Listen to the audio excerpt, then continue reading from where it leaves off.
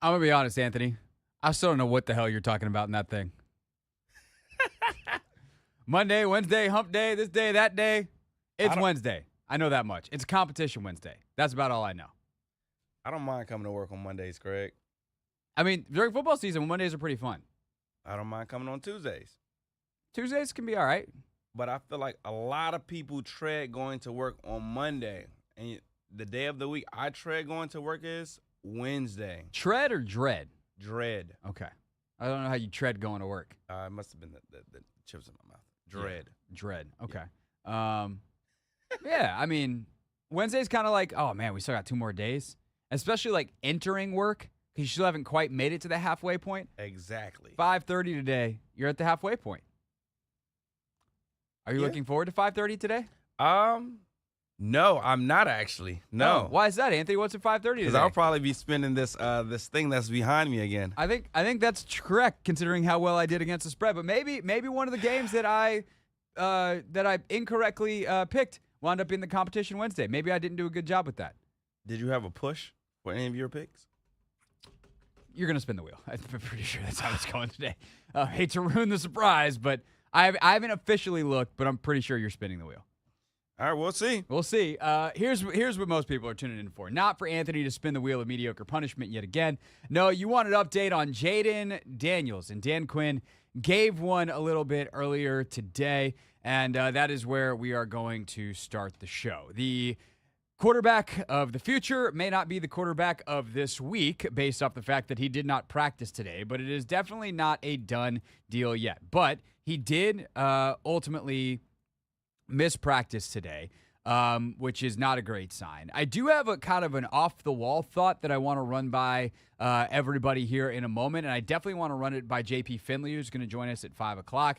But Dan Quinn said, Anthony, by the way, does this Dan Quinn full have his opening statement on it? Or did they cut that off? They cut that off. Okay, that's annoying because that's when he gave the update on Jayden Daniels. Yeah. Per the transcript, Dan Quinn said that Jayden did not practice today. They're being conservative with it. And then he ultimately said there could be, there are players that miss Wednesday and then ramp things up on Thursday and go full on Friday and play on Sunday. So we don't know what's going to happen yet. How is Jayden continuing to prepare himself, though, just in case? Here's DQ later on in the presser. Yeah, not a lot changes in the preparation piece for him from, the early mornings to the VR work to meetings to treatment and all that. And so the walkthrough portions for everybody, mostly everybody gets involved in some level. So he won't be into the, the practice portion today. But we love our process that we go through to get ready. And that's why we kind of have the themes of the day and what we do on specific days. So the early parts of the game plan are in, and tomorrow it's a big red zone day. So we just try to stay into that process. Good news for him. There's a lot of banked reps on a lot of plays. And so for us, there's not, 50 new plays that go in every game. So there's a lot of banked reps on the things that, he's done exceptionally well. Some plays you guys have seen being at practice that other people haven't. And so those are still banked reps, but they may be new to the opponent, but they're not new to us. Here's the other thing that I'm really glad Dan Quinn mentioned. The Commanders practice, and Jayden Daniels specifically practices, like very few players in the NFL and very few teams in the NFL. I've never heard of a team going through multiple walkthroughs in a day in the way that Washington does, and I've yet to find a player that I've talked to about this that has experienced the same exact thing. Maybe some similar stuff. There's definitely some coaches that rely more on walkthroughs than others. But the idea that for this offense specifically, the way that Jayden does, or the way that Cliff does it, let's go talk about things for 15, 20 minutes. Let's go out and let's walk it through. Then let's go back and have another meeting and then walk through that. And, sometimes it's 2-3 times a day they go through the walkthrough periods of their install because they know that not everyone can sit in a classroom and learn stuff. That's just not how learning styles work. That is something that I don't know how many jobs have walkthroughs in corporate America. But like the idea of finding a way to reach people differently other than sitting through another boring meeting presentation, some people that's really beneficial. Sit in your meeting, take your notes. Okay, got it. I remember it. I can go out to the practice field and do it perfectly. Some people are going to get a little bit of an idea in their head, and then they go out to the practice field, and as a player told me, they don't expect it to be perfect when they go out to the practice field to walk through. that is the place to experiment. That is the place to go, oh, hey, nope, you're supposed to do this here instead of that. Or, hey, make sure you watch for this. And it comes alive in a way that it doesn't in the classroom. And if Jayden can still participate in that, okay, well, now we're on track. And the thing is about an injury designation, that is official. That is something the NFL monitors. And it is not about walkthroughs. Jayden can go through the walkthroughs, not through practice, and still be listed as a DNP. Also, and this is something that I had thought of earlier today, even before I heard Dan Quinn mention it there, but I'm glad that he did, although it takes away from some of the originality of my thought. Jayden's virtual reality work could save him this week. Because physically, the best thing for him to do is rest. The physically best thing for him to do is just allow that rib, whatever it is, whether it's one of the muscles, whether it's the cartilage, whatever it is, to heal. Rest is the best for that. Maybe there's some light physical therapy. I'm sure that there's some more intense physical therapy, some manual treatment, some stim, some whatever they're doing, hot, cold, this, that, the other thing, that is going to help aid that along the way. But ultimately, it needs to rest as opposed to, hey, let's get it improved with the physical therapy and the rest by 10%, and then we knock 5% back in the wrong direction because we aggravate it by using it. So how do you get mental reps? How do you stay fresh? How do you make sure you know the game plan? How do you prepare for and see the opposing defense if you can't get out there with the scout team and do the stuff? Put on your goggles and play quarterback. And Jayden Daniels can learn that way. And so I'm not saying that they should intentionally hold him out just because and then play him on Sunday off just VR reps for the sake of pulling a whoopsie-daisy on the Chicago Bears. That's not what I'm saying. You know, don't do anything crazy. If he can practice, he can practice. And obviously, if he learns by doing, real reps are better than VR reps. Let's get him out there. But, to Dan's point, they have installed a bunch of stuff. He's been the one all year. They have stuff that they're ready to go. That stuff is loaded in their VR technology. That stuff can be walked through. Jayden can get ready for this game without actually participating in practice because of how he learns, because of how they teach, and because of the ways that he's found to study and prepare himself over the course of time. And that's really valuable. Now, does that mean he never needs to practice again? Of course not. More reps are better. But it does mean that he's not one of these guys that's not going to be able to go into the game because he hasn't practiced anything all week. It just might mean he's a little bit rusty. You know, obviously, when you're doing the VR stuff, you're not actually throwing the ball to a live receiver. So, like, there's timing and you know, practicing of your physical touch, but you're not losing that in a week. He'll go out there. He'll feel mentally prepared. He'll probably play well. And if he doesn't, it's probably going to have more to do with the Bears' defense being really good than it would be the injury. So I think it's really interesting to watch this week. My guess, if he is limited tomorrow and limited or full on Friday, that there's a really good chance that he plays. They're probably going to gamesmanship this and take this up to the 2:30 on whatever, or maybe we get word Sunday morning. Maybe it's one of those midnight Schefter tweets where Adam clearly has been given a bunch of information throughout the week that said, you're not allowed to tweet this out till Sunday. And so he stays up till midnight watching college football or whatever the heck he's doing. And then, or he just sends a bunch of them for midnight and then talks about them all morning on Countdown. Maybe we get one of those. Maybe we find out on Saturday because they activate Hartman off the practice squad, or like there's kind of a telltale sign. You know, Daniels downgraded to out, Hartman activated. Okay, well, now we know. We'll see. But I think there's a really good chance this thing goes until Sunday. They give it a go in pregame warmups. If he can throw, if he can run, if he can move, he plays. If any of those things are fail or not even optimal, then they probably sit him. But here we are on a Wednesday. Didn't practice. I think, to me, that shifts things from 50-50 to, like, let's call it 40-60 that he doesn't play, or 40-60 that he plays, a.k.a. only 40% chance he does. But that's a number I'm purely pulling out of my behind. And that's analysis, baby. Sports Talk Radio. Hurrah. JP Finley, he's got more information than me, so we're going to ask him for it coming up at 5 o'clock. But next, we didn't really get to vibe check yesterday because we had the breaking Jamin Davis news. So real quick at 301-230-0980, how are you feeling after Jayden's not practicing today? Then coming up at 4:30 today, Wizards Week continues here on the Hoffman Show. One-on-one with number 2 overall pick Alex Sarr. We're locked and loaded on a Wednesday on the Team 980.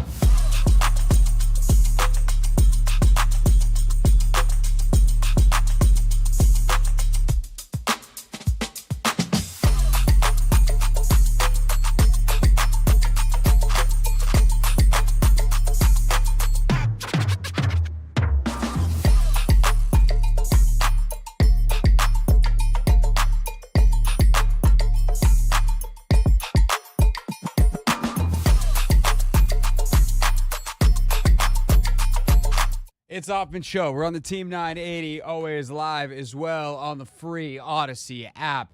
Wizards number 2 overall pick Alex Sarr coming up at 4:30, and then who we got at 6:30 today? Let's go back on the old Instagram.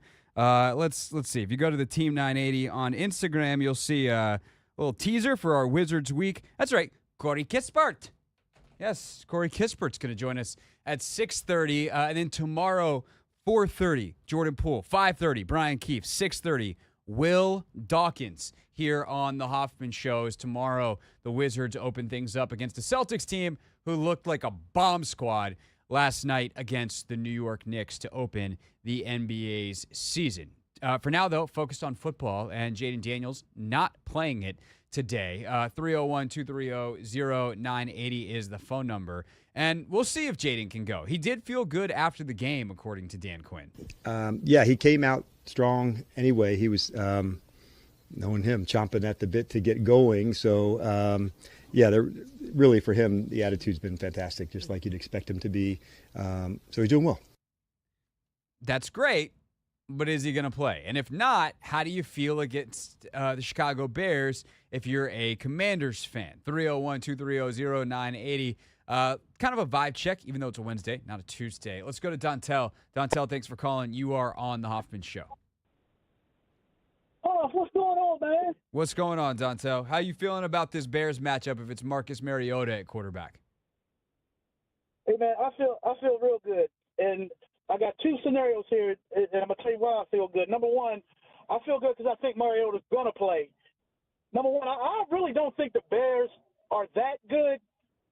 And I don't want to rush JD5 back just because, an injury like this, I don't want the next light hit that he takes to hurt him. So I want him to be fully ready to go.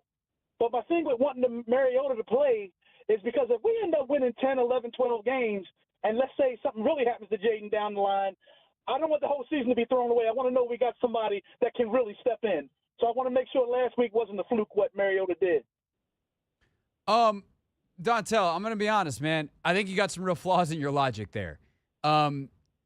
Because Marcus Mariota is not young. Marcus Mariota is not new. Marcus Mariota is going to be what Marcus Mariota is going to be, whether he's played 1 game, 2 games, 5 games this season. Not that he can improve and get a little bit more comfortable in the offense, but also if Jayden gets really hurt, like you don't plan for your quarterback getting hurt. You do to an extent when you build a roster. You bring in, say, a quarterback who plays a similar style. But like if Jayden gets hurt in December going into the playoffs, they're screwed. Their chances of winning as many games as they were going to drop tremendously. And so I think your first point of, even though it's not necessarily a contact thing that they're worried about with this particular injury, the idea that him maybe avoiding a hit even could retweak something. If he has a re-injury risk, I probably don't want to risk it this weekend. But I think if you're trying to prepare for the future, like you don't prepare for the future without your number 1 overall or your number 2 overall draft pick. You try to make sure that he's there for every bit of it that you can. I agree with you 100%, man. But I just with his style of play, man, I want to make sure that we got somebody that can back him up. Of course. I appreciate the call, Dontel. And this is, I think, an interesting thing because I heard Linnell and Rooster talking about this. I think Linnell wanted to do this topic and then they didn't today. So maybe they'll do it tomorrow on Throwdown Thursday. Your feelings, this is the harsh version of it. I'm just warning everybody. I'm going to be very blunt here. Your feelings don't matter when it comes to Jayden Daniels' durability. And what I mean by that is actually empowering, not any other way. What I mean by that is Jayden Daniels is not going to be hurt or less hurt based off how scared you are. And so there's just a reality that exists about his durability, which through college was really good, and this hit was super weird. But it doesn't matter how you feel about it. Not to say you're not entitled to your feelings. It's just you being extra worried isn't going to make him less likely to be hurt. The reality is he's playing football, and football is a contact sport. In fact, football is a collision sport. And sometimes the depth and violence of those collisions cause injuries. Sometimes the awkwardness, such as this one. If he had just kept running and kind of gotten tackled as opposed to doing the weird backward stiff arm thing that he did, like, I don't know that he gets bent in the way that he does. And because of that now, I'm more scared of him getting, like, throwing or juking and twisting and getting hurt based off what I'm pretty sure the injury is, just based off process of elimination of what Dan said, versus getting crushed from the backside and just absolutely blown up in the pocket. Which is funny because generally speaking, I am far more concerned about him getting absolutely crushed in the pocket than I am him getting hit out in the open field. And I say all that to say the idea of his style of play or his durability, I just don't really buy a lot into it, even though he's hurt right now. Like, Anthony Richardson clearly has a worse injury history than Jayden Daniels. And if you look at those two athletes, that doesn't make a lot of sense if bigger, stronger is supposed to be the thing that buys you durability. Anthony Richardson's built like a tank. He's been hurt way more than Jayden Daniels in the past 4 or 5 years of them playing football. And by the way, Jayden's played more football in that time. One, because he's older, even though Richardson was a rookie last year. And two, because he's been more durable. 301-230-0980. Let's go to Sam. Sam, thanks for calling. You are on the Hoffman Show. Hey, Craig, thanks for having me. Really like the show. I really like the way that you guys use a lot of different avenues to get your show out to everybody. So it's Thank pretty you. cool. Thank you. Yeah. So here's what I was thinking. If Jayden doesn't play on Sunday, the one thing that concerns me most about the Bears will be impacted. And hear me out. It's our defense. If Mariota plays, and I think he'd do well, but doesn't control the game and lengthy drives as well as Jayden would possibly, that means our defense is on the field more often, and that's where we're suspect, especially in the secondary and the weapons that they have.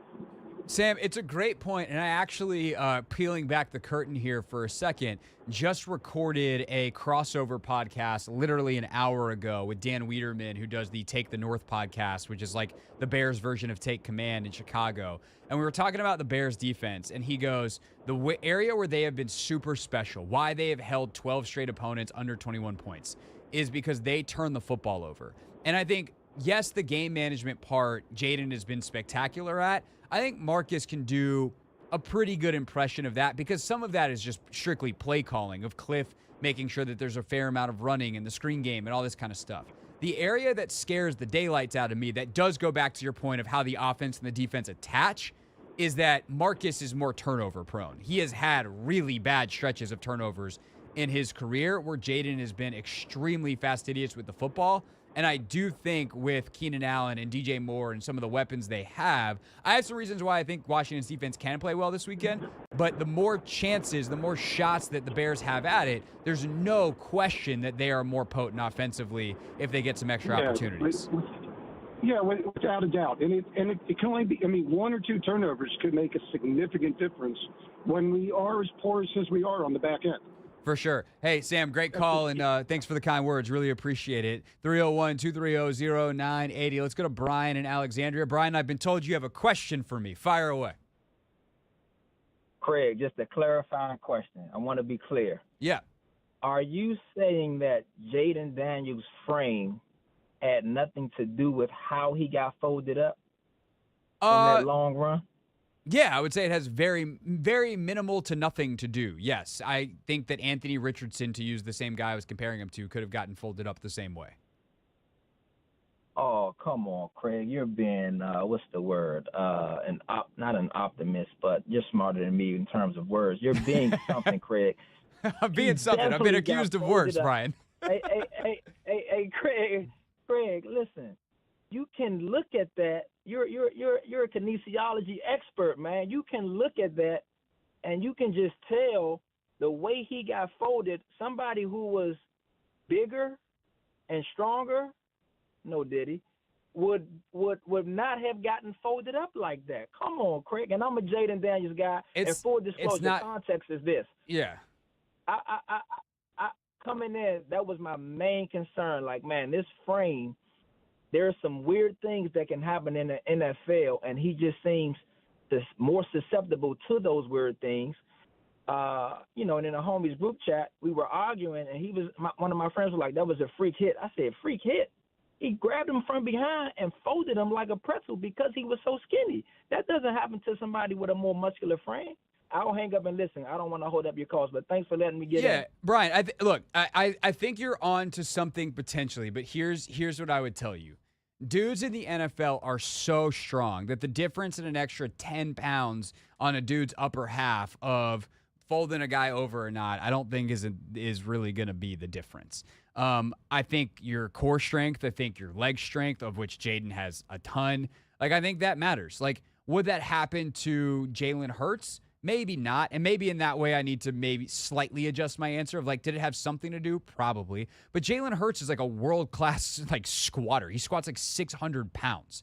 And so, yeah, tackling him in the open field is harder. If it's Derrick Henry at 6'2", 235, moving at 22 miles an hour, sure. But I think it has more to do with kind of the speed and the angles that the tackle happened at, where if Jayden had just been able to shake free and be running full speed, he kind of slowed down and was looking back and stiff-arming. He gave a lot of surface area for them to grab at with his arm. Dude, just tuck the football, hug it, two-hand grip style like you're going through a hole. Pat Mahomes does this at the end of his run sometimes. I'm not even talking about when he ran over Mustafa this weekend. Just, boom, hold the football like it's the most precious thing in the world. Put your head down, lean your shoulders forward, and keep running and make them bring you down. Make them try to trip you up. Or take that position and dive and go forward or slide. But I think part of the reason it happened is while the contact was happening, it looked like Jayden tried to go down. So all of a sudden they're pulling, he's not in control of the fall. It is freaky. Maybe it's influenced some by their ability to move him around, not having quite as much girth as a Jalen Hurts, let's say. But I don't think his frame puts him at any extra risk. And by the way, the history of the NFL would tell you that is true. There is not a bunch of skinny dudes that are left in injury piles in terms of why they failed at the quarterback position. Lighter quarterbacks typically fail because they're easy to bring down in the pocket, and a lot of them are smaller and can't see. That's the history of the league, not injuries. Kirk Cousins is the lightest quarterback that's been successful in the league until he popped his Achilles on a totally random play. Nothing to do with contact. He was fine. Robert had injury issues that had nothing to do with his frame. That dude couldn't move laterally. All due respect. He was a sprinter. He was straight ahead. And some of the stuff that he did didn't really work. If you guys want to drop, on the YouTube chat or something, some other examples of guys, I'm happy to take a look. But I think that there is a little bit of, I saw someone in the chat say ghost of RG3, and people think that there's a ghost. And I'm just sitting here being like, there's no ghost. We're not in a haunted house. The guy who haunted the house left. It's not relevant. They're different athletes in every single way imaginable. 301-230-0980 is the phone number. We can get back to some calls a little bit later on in the show. But as promised, next, Wizards' number 2 overall pick, Alex Sarr. Got the chance to catch up with him at Media Day, and that is where we kick off our Wizards Week Wednesday next on the Team 980.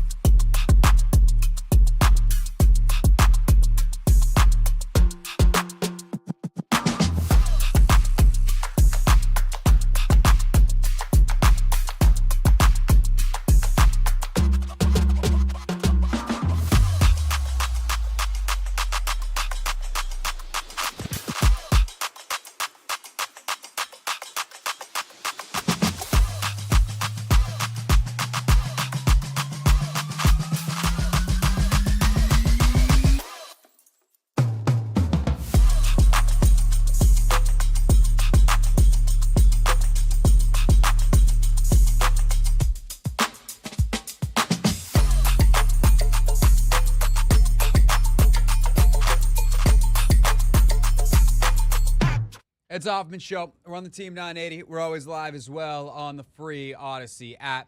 We are streaming live on YouTube as well. Chat's popping again today. Fun to see that continue to grow. You can also listen to us live on the free Odyssey app. I think I said that already, but basically there's no excuse. If you like the show, we got ways that you can consume it. And if you miss it live on demand, just search the Hoffman Show podcast wherever it is that you get yours. Those numbers are going up too. Anthony, basically, as far as I can tell, we're pretty popular. Love to see it, man. And love to hear it. Here's what I would tell anyone listening right now. You're still in kind of on the ground floor, but you can tell your friends, and then you can be that person who liked the cool thing before everybody liked it. We would love if everybody liked the show.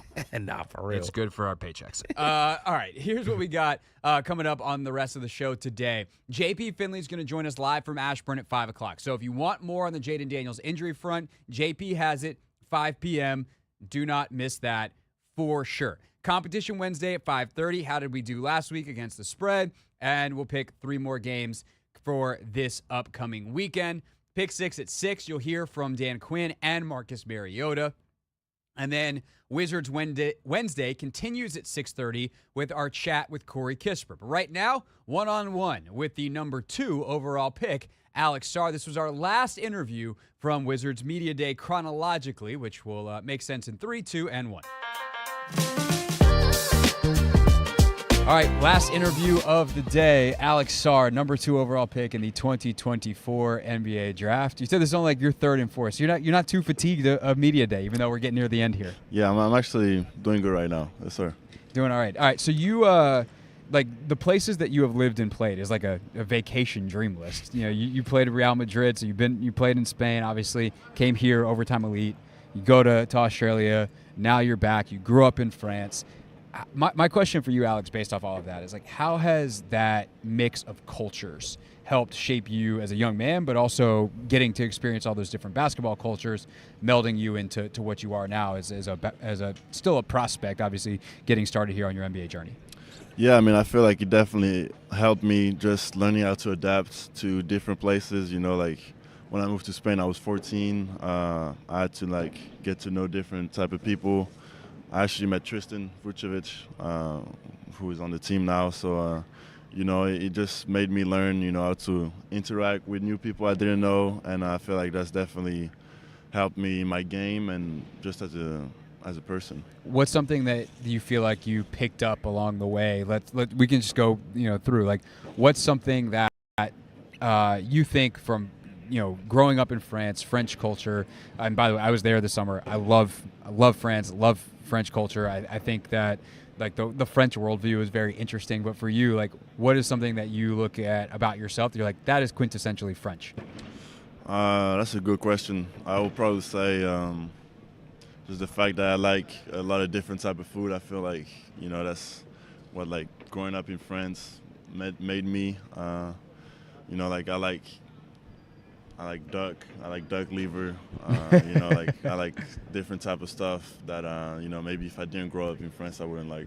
So kind of a creative, willing to try stuff. Does that Exactly. apply outside of food, do you think? Like if I Jordan mean- Poole is like, hey, I'm going to go try this crazy thing, are you like, yeah, I'm down? I mean, it depends. It depends what crazy thing we're talking If about. I had said someone other than Jordan Poole, would it have been different? No, I mean, like, if he tells me, like, let's go on a hike, I wouldn't be, I would be open to it, like stuff like that. I feel like just being open-minded, I guess, being from France and Europe. What about when you get to Australia? I know you talked about this in some pre-draft interviews. As a basketball player, I'll focus on more now. What is something that changed for you in your year playing in Perth? Yeah, I mean, it was like my first real like professional year. Like playing with grown men. In a professional league with travels and everything. So it was really interesting for me to like learn habits about how to take care of my body, how to bounce back from game, how to scout. Like watching film.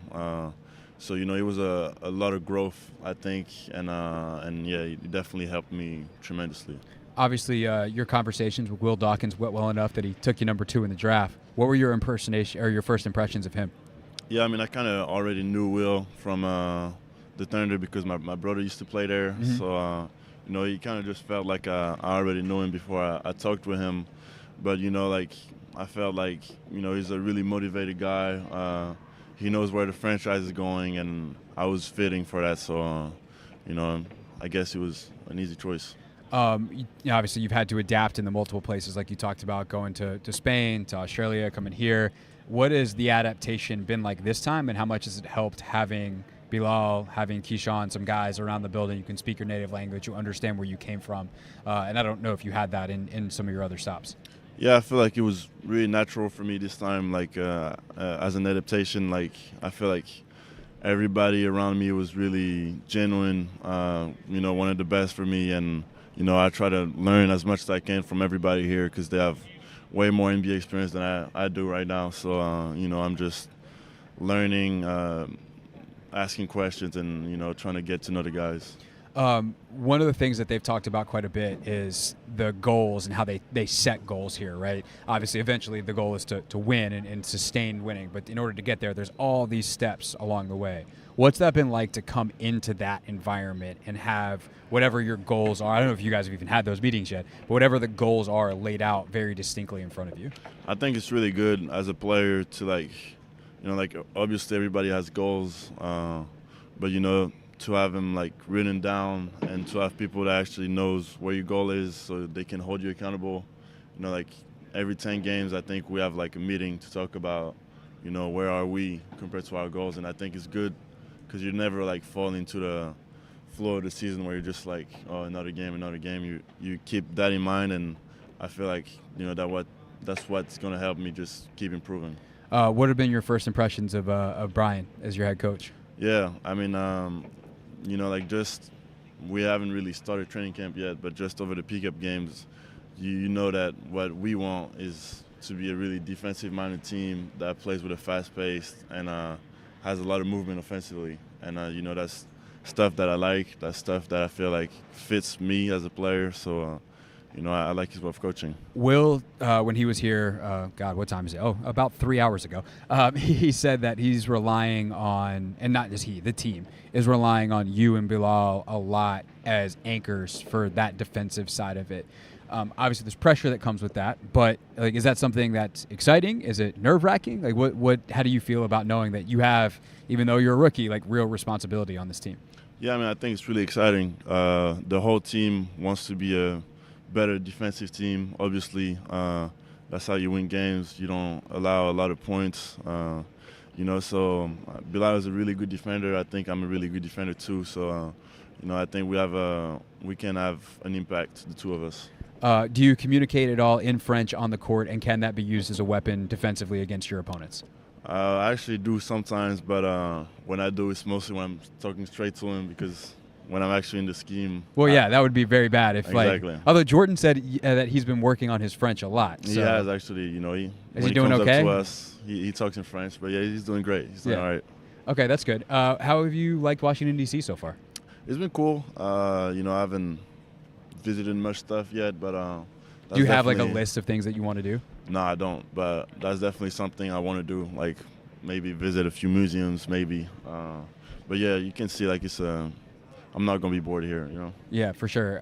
Well, I mean, that's the thing though. It's like Paris has some of the best museums. Like a lot of the stuff that people like in DC, I think is in Paris. Yeah. Just the Paris version is better. So you Yeah. like I love it here. This is my home now. I've been here for almost 10 years, but like that's a hard bar to hit. I get it. Yeah. I mean, it's tough.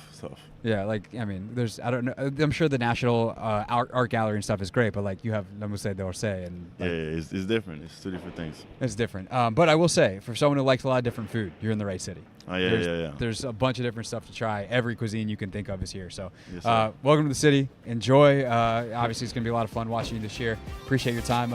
All right, that was Alex Sarr with us on Media Day. Corey Kispert also sat down at the table. You will hear that conversation coming up at 6:30. We wrap up the hour. A few more thoughts on Jayden Daniels, amongst other things, next. And then JP Finley, 5 o'clock, on Daniels' potential to play against the Chicago Bears on Sunday. All right, last interview of the day. Alex Sarr, number 2 over.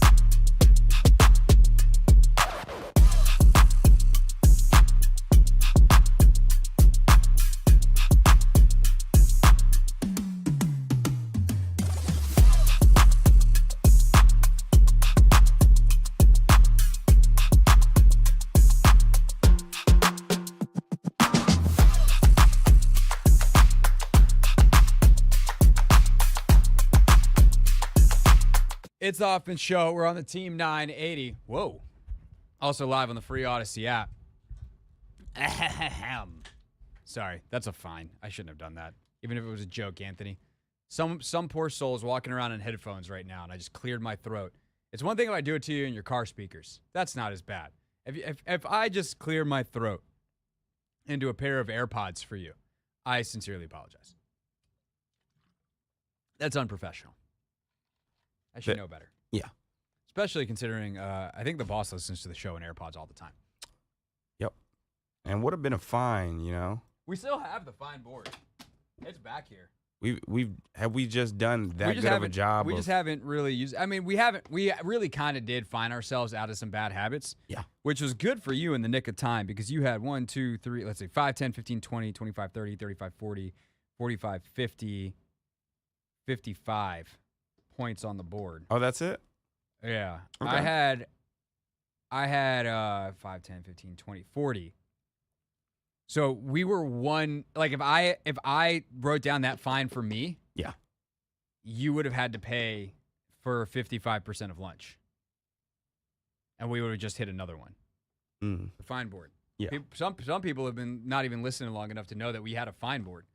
And basically, it's not like we did do better, but also the marker died.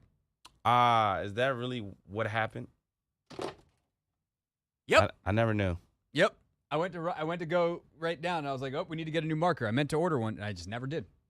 Nice. But we also haven't needed it. We've done a good job until right then when I tried to make a joke and then realized that was against the rules. Yeah. So the point is that the Mystics fired Mike Tebow and Eric Tebow. Technically, they parted ways. I mean, it's that or you get fired. That's how it goes. Hey, I don't think that we're going in the same direction. If your boss says that to you, you can either go, I agree, or go, you're wrong. And either way, you know how it goes. Yeah. And I think this is really interesting. And I did a big deep dive on this with Kareem Copeland of the Washington Post earlier this afternoon. That is available on our Women's Sports YouTube page at Hoffman W Sports, and search Hoffman Women's Sports in your favorite podcast app if you want the audio version of that.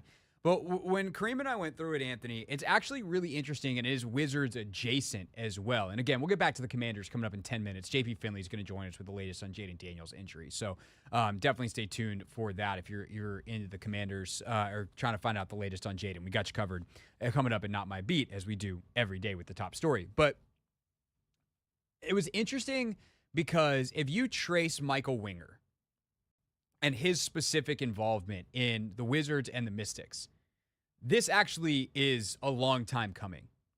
So when he was introduced at like the first press conference that was over at Capital One Arena, and he and Will and everybody's up there on stage, and Ted, and there's questions, and we're doing interviews and the whole deal. Russell and I were there, sat down.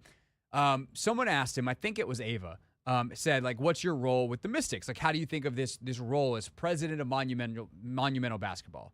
And in short, his answer was basically paraphrased to, Mike Tebow's there. I'm not doing a whole lot. Like, I trust Mike T. He's a legend. He's the all-time winningest coach in the history of the league. They had just made the move at that point to hire Eric. Mike's the GM. I'm not going to do better than Mike Tebow at WNBA stuff. And so he just spent the first year kind of observing. Hey, let's see. And he gets the job in what, like April? So right at the beginning of the WNBA season. Maybe it's even May that they take those jobs. He and Will Dawkins, of course, the Wizards GM. And they have so much work to do on the Wizards side that, hey, I'll go to the Mystics game. I'm sure he watched a ton of them. Like, he's paying attention. He's smart, and he knows how to manage his time. But there's not a lot of involvement there. Draft comes in, goes around. NBA season goes around. The whole deal, whatever order, all that stuff that I just said happened. And come to the end of the press conference, or end of year press conference for the Wizards after the first year of them in charge. So rewind to April again. And Michael, in one of his answers, goes, hey, what's next? I'm going to go spend a little bit more time with the Sticks. And it was actually funny because Ava Wallace of the Post didn't even recognize what he said. She's like, the what? He's like, the Sticks, the Mystics. And she's like, oh, have fun. And Michael at that point, like, clearly is more engaged with the Mystics side of the operation. And then who's missing all of a sudden at all the preseason media stuff this year for the Wizards? Michael Winger, right? It's all Will Dawkins on all of the public-facing stuff. It's no longer Michael and Will. Like, Will's talking about Michael. Michael's still very much involved and behind the scenes, obviously. But Will's now got a year of experience, and I think that they had settled a bunch of stuff. They got Will a lot of the staff and support that he needed. Not like he needed to be babysat, just like that he wanted. That it's like, okay, now I'm not doing 7 jobs. I can do mine. Part of his job was hiring those other 7 people or 10 people or 12 people. Leonsis mentioned that to me the other day. Like, there's like 50 new people working in Monumental basketball since Michael and Will got here. And so all of a sudden, pretty clear Michael's working on other stuff, or got a little more time to work on other stuff. And I think as they got into these meetings, based off Kareem's reporting, this is exactly what happened. They got into these meetings, and they had different visions for the franchise, which puts everything up in the air now, because Michael wants to build the Mystics through the draft. He'll go find a GM or maybe the assistant GM that's been here. It could get elevated. Those are on the table. I mean, this just happened a couple hours ago, but I'm sure he's got some semblance of a plan of various directions he could go, even if they're vague and not specific yet. But I think the way they built the Wizards is how they're going to want to build the Mystics. This is a group that wants to build through the draft, 1. 2, they want to play up-tempo, really hard-nosed defense, and shoot a ton of threes. And on top of the kind of 5 pillars of their organization, the joy, the competitiveness, the togetherness, like all those kind of, what's the word I'm looking for? Character type of stuff. They also distinctly want to play basketball a certain way. And I think that style can work in the W as well. And if your team is being built by someone who takes Shakira Austin over Ryan Howard, the number 1 pick a couple years ago in Atlanta that Washington traded out of. Ryan Howard was on the 3-on-3 Olympic team this year and is one of the best young players in the league. Shakira's been fantastic when healthy, but different style of player. Different things are clearly being valued. And then, they took Aaliyah Edwards as opposed to Angel Reese or a guard or whatever. Like, I love Aaliyah. I think she's a great player, and I think Aaliyah can fit with just about anyone. But they also were like, hey, Ariel Atkins can be the star of this team. And clearly that is not a role. Like, A is an A+ role player. But if she's your best player, I don't know that that's her highest and best use. And I think some of those miscalculations probably have to play into this. And ultimately, with 2 enormously important drafts coming up, where they're probably going to have high picks and they are loaded from a talent standpoint, I think Michael wanted someone else to make the picks. And I think that's why we got to where we are today. Yeah.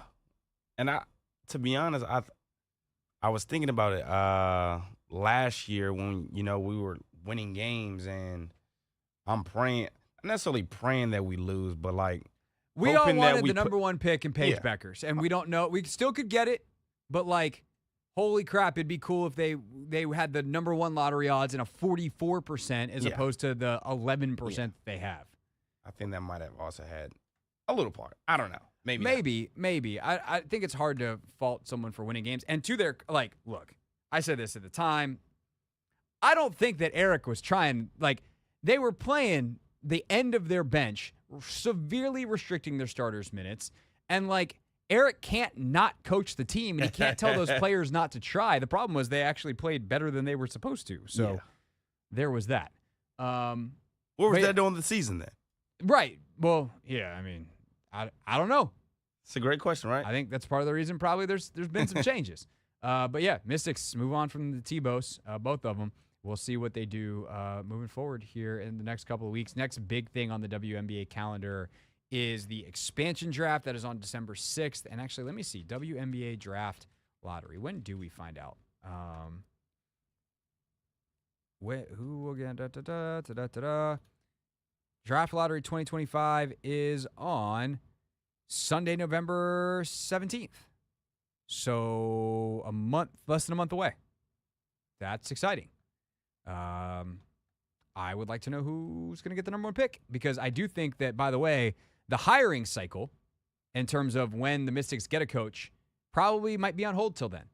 Because I think a lot of coaches are going to want to see who gets the number 1 pick. Because if I am a coach and I can go coach Paige Beckers, Cam Brink, and Rakia Jackson in LA versus just Cam Brink and Rakia Jackson, or I can have Paige and Aaliyah here, or Paige and Angel Reese in Chicago, or whatever it may be, I think that's probably going to affect my decision. But we'll see. Because also the ownership situations. The best ownership situation of the open jobs, here, by a lot. And that's going to matter as well. All right, it's the Hoffman Show. We're on the Team 980. When we get back, J.P. Finley talking about the Commanders and how they proceed without Jayden Daniels and if they'll have to proceed without Jayden Daniels.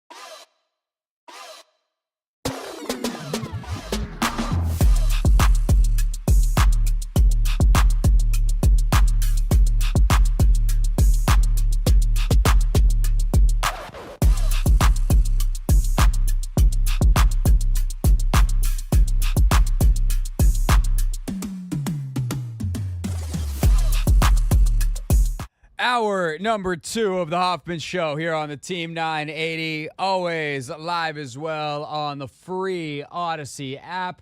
We are streaming live on YouTube as well at the Team 980. And coming up at 5:30, I would say there are certain segments that they're good radio segments, excellent radio segments even. They're a little spicier if you get to watch them on YouTube. And Competition Wednesday is one of them. And so if you can get to your smart TV or whoever you watch the show on YouTube at 5:30, I would recommend doing that.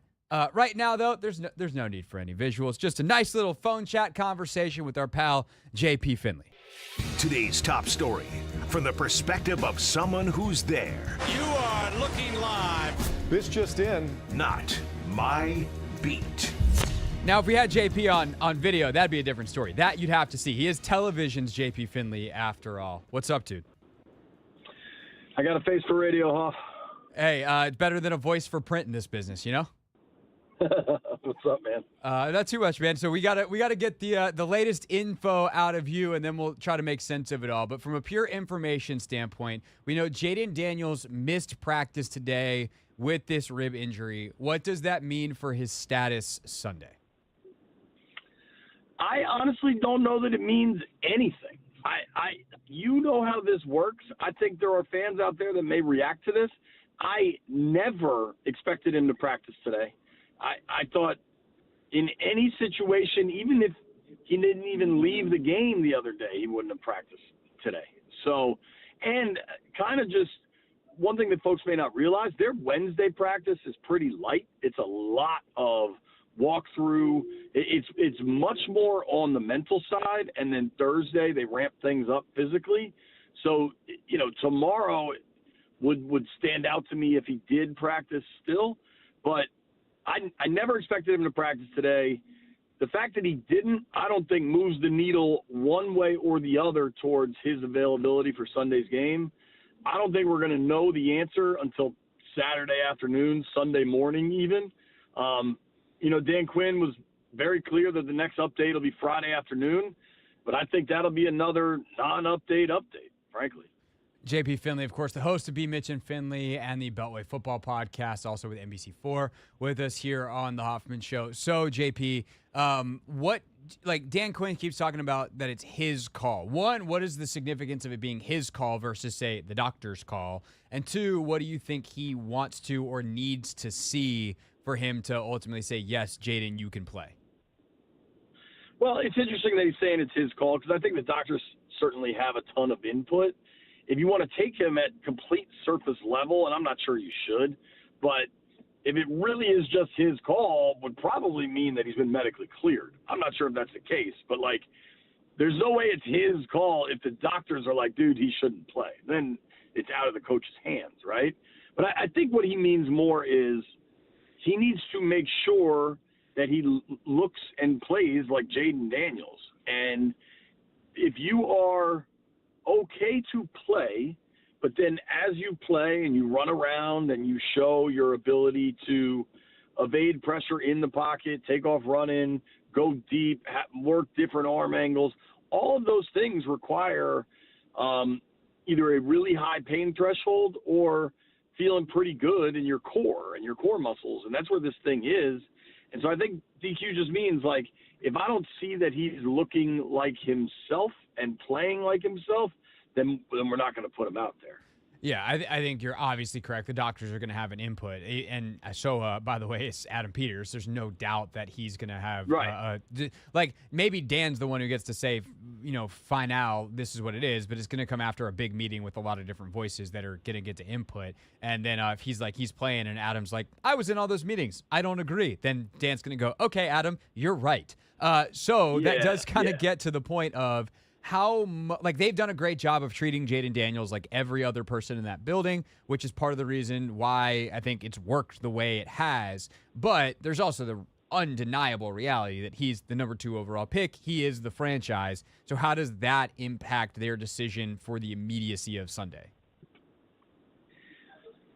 I mean, it certainly impacts it, and you've got to think long term, right? But and Hoff, this is kind of your an area that I think you more than a lot of media people have a lot of understanding of, and Beamish is kind of similar. From what we think we understand, right? Like, we don't know, but sure seems like there's not a broken rib, and the injury is probably where the cartilage kind of holds the ribs together. Yep. From what I have been told and understand to be true, that is not something that there's no like surgery for that. There's no magic vitamin for that. It's a time thing. And I'm sure they're giving him treatment and trying to stimulate the recovery and all those things, right? Like, I'm positive that's happening. But when they say week to week, it's because that could all feel better by Friday, or it could take 2 weeks. You know what I mean? Like, it's not a bone. It's not a specific strain that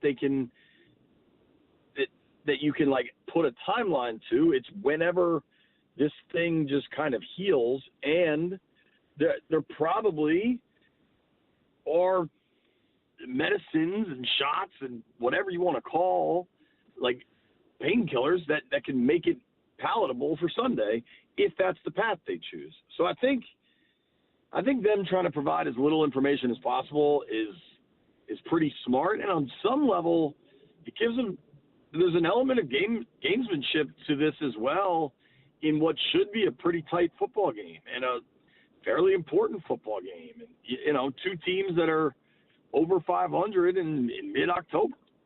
No, you're 100% right. And just to kind of close the loop on the injury front here, the other risk that you take, even with the painkillers, is re-injuring it. And on some level, it's like the biggest thing, the first test, if you will, the first boss you have to defeat is actually being able to play football. Like, if you can't throw, well, then that's pretty easy. You're not playing. But then the question is, then this is where the doctors come in and can have a better answer. And someone, you know, I will tell my my clients often, JP, I'm a trainer, not a doctor. So if you come to me with some injury stuff, I might be able to help you, but there's a really good chance I'm going to send you to someone with a lot fancier letters that they had to pay a lot more money for than the training certifications that I have. But, like, they've got to understand what the re-injury risk is, because sometimes, especially if you take a painkiller and it's more numb to whatever pain, not necessarily numb like a Toradol or whatever, but just like an Advil, and you don't feel it, well, then you twist it past what your body would normally send you a pain signal to protect, and now you've done more damage that causes you to miss 2 extra weeks on the back end, but congrats, you played 2.5 quarters on Sunday against the Bears. And they definitely are going to want to avoid that, both because they don't want to keep him injured long-term and because that's worse for this season. So I think that's kind of the stuff that they're considering. They have done very, very, very tight-lipped to your point. So we'll see. So here's then the next type of thing. Or, yeah, go ahead and close the loop or whatever else you want to add there. No, the only other thing that I think is probably worth adding is one of the biggest things for all their guys throughout, since these guys have taken over, and really it's fairly commonplace around the league, is before you let them play, you want to see them push it a little, and then you want to see how they feel the day after pushing it a little. Yep. So I will be curious if we do see at least a limited availability from Jayden on the practice, like on this injury report. Obviously today is a DMP, but maybe Thursday he gets a limited role so they at least see him out there and then see how he feels the following day. That could come Friday into Saturday too. But if he is going to play, I do think you see at least something on the field. No, I think that's a great point. He can do a lot of mental prep with the VR and the way they practice with the walkthroughs, but I do think you're probably right on them wanting to test it physically. JP Finley with us here on the Hoffman Show. Of course, you can listen to him on 106.7 The Fan daily from 10 a.m. to 2 p.m. So then there's the Marcus Mariota of it all. The Panthers are abysmal, but when we were talking to your co-host on the Beltway Football Pod, Mitch Tischler, yesterday, as we do on Tuesdays, he seemed to think that what we saw on Sunday is pretty repeatable moving forward for Marcus with how well this offense is. Obviously not going to be that good because the Panthers are one of the worst teams in the NFL. But what's your confidence level in this offense with Marcus Mariota based off what we saw in camp and what we saw on Sunday? Yeah, I think that is a real question. I think Carolina's bad, and I think they were injured last week. No doubt. But I also think Washington runs the ball really well. And I know the Bears have a good defense, but I think they're going to continue to run the ball. And when you have a team that's able to move the ball on the ground, it takes off so much pressure for the quarterback. And it was Zach Ertz said to me after the game about Mariota, this offense, because Ertz was at Stanford, I believe, when Mariota was at Oregon. Yep. And he was kind of saying, he's like, man, when we played Marcus in those situations, I had never seen anything like it. And that this reminded him of Mariota in that Oregon offense and how perfectly suited he was. And it right now just seems like Cliff is pressing all the right buttons at all the right times. And, are you going to score 40 again? And, everything that happened against Carolina, I don't think you can expect that. But Jayden is an unbelievable playmaker and one of the most accurate passers I've ever seen. So I do think it's fair to assume some level of drop-off. But there's a reason this coaching staff was super high on Mariota, even when there wasn't a lot of statistical, empirical evidence to support it. And at least in his first backup appearance, he showed why. Yeah, I think the thing that I struggle with, JP, is one, you're definitely correct. Carolina, not very good to begin with, super banged up, and they just never were stressed at all in that game, and the pass rush was non-existent, and that's playing like almost a glorified 7-on-7. And I just go back to camp, and I'm like, but I saw that dude in camp, and it was also this offense. How much has he really grown whilst watching Jayden operate it? And I'm not saying that Marcus would strike me as the kind of guy with his running skill set that maybe is better in games than he is in practice, that his playmaking can come alive in a way that just doesn't really replicate on the practice field. But I do kind of wonder, against a Bears team that is far, far better, 12 straight games holding opponents under 21, how much do they lean into that run game? My guess is a lot. But then what are the specific things that they ask Marcus to do, and how different are those things than Jayden? I don't know that Cliff's going to get remotely into answering that tomorrow, but I think that's probably what's keeping him up at night this week. And by the way, he can't afford to stay up at night. He gets up way too early to be up at night. I am with you. We all saw Mariota's struggles in camp. That was not a secret then. And I think when Mariota started pretty poor on Sunday against Carolina, a lot of us that watched every snap in camp were like, oh, man, here we go again. And it was certainly a pleasant surprise how he played. I don't know that it's a great question, because was that a perfect storm against a terrible Carolina team, or is that just what the expectation should be? I don't have an answer. Yeah, Cliff needs to have one. That's his job. He gets paid a lot of money for it, and we'll see what he says about it tomorrow. On the Jamin Davis front, you guys got the chance to ask Dan Quinn about cutting the former first-rounder today. What'd you make first of all, what was his answer for those in the audience that haven't heard it? And two, what did you make of his answer? Simple. Said it was just a roster spot for Jordan McGee. I think when you've got a guy that's been a healthy scratch a couple times, you got to realize how, tentative that roster spot is. And I think he couldn't have been nicer about Jamin the human. He just said, great teammate. It meant a lot that he tried to switch jobs and fight for that roster spot. We'll be rooting for him. I did not get the impression that they're trying to bring him back to the practice squad or anything, especially if they view him as a D-end. They also have shown you that they don't think he's a top 53 player at the position. It's just a squandered opportunity. I think if you go through Jamin's 4 years here, or 3.5 or whatever, the 22 season kind of stands out. He went over 100 tackles, a couple sacks, some TFLs in there. There's obviously a lot of athletic ability, but it didn't work. I don't think they helped him trying to make him a Mike Backer, but these guys got here and they're not in it for saving previous first rounders. I think you saw that even earlier with the trade of Dotson, that they're not going to base their assessments on previous draft status. And Beamish says this all the time, that one, he believes the Washington fan base has this over attachment to first round picks, and that may or may not be true. I don't know. But Two, and I've heard, this is kind of an NFL thing, is draft status really only matters until you played a year worth of games. Like at some point, the game tape matters far more than what your combine numbers showed you could possibly be.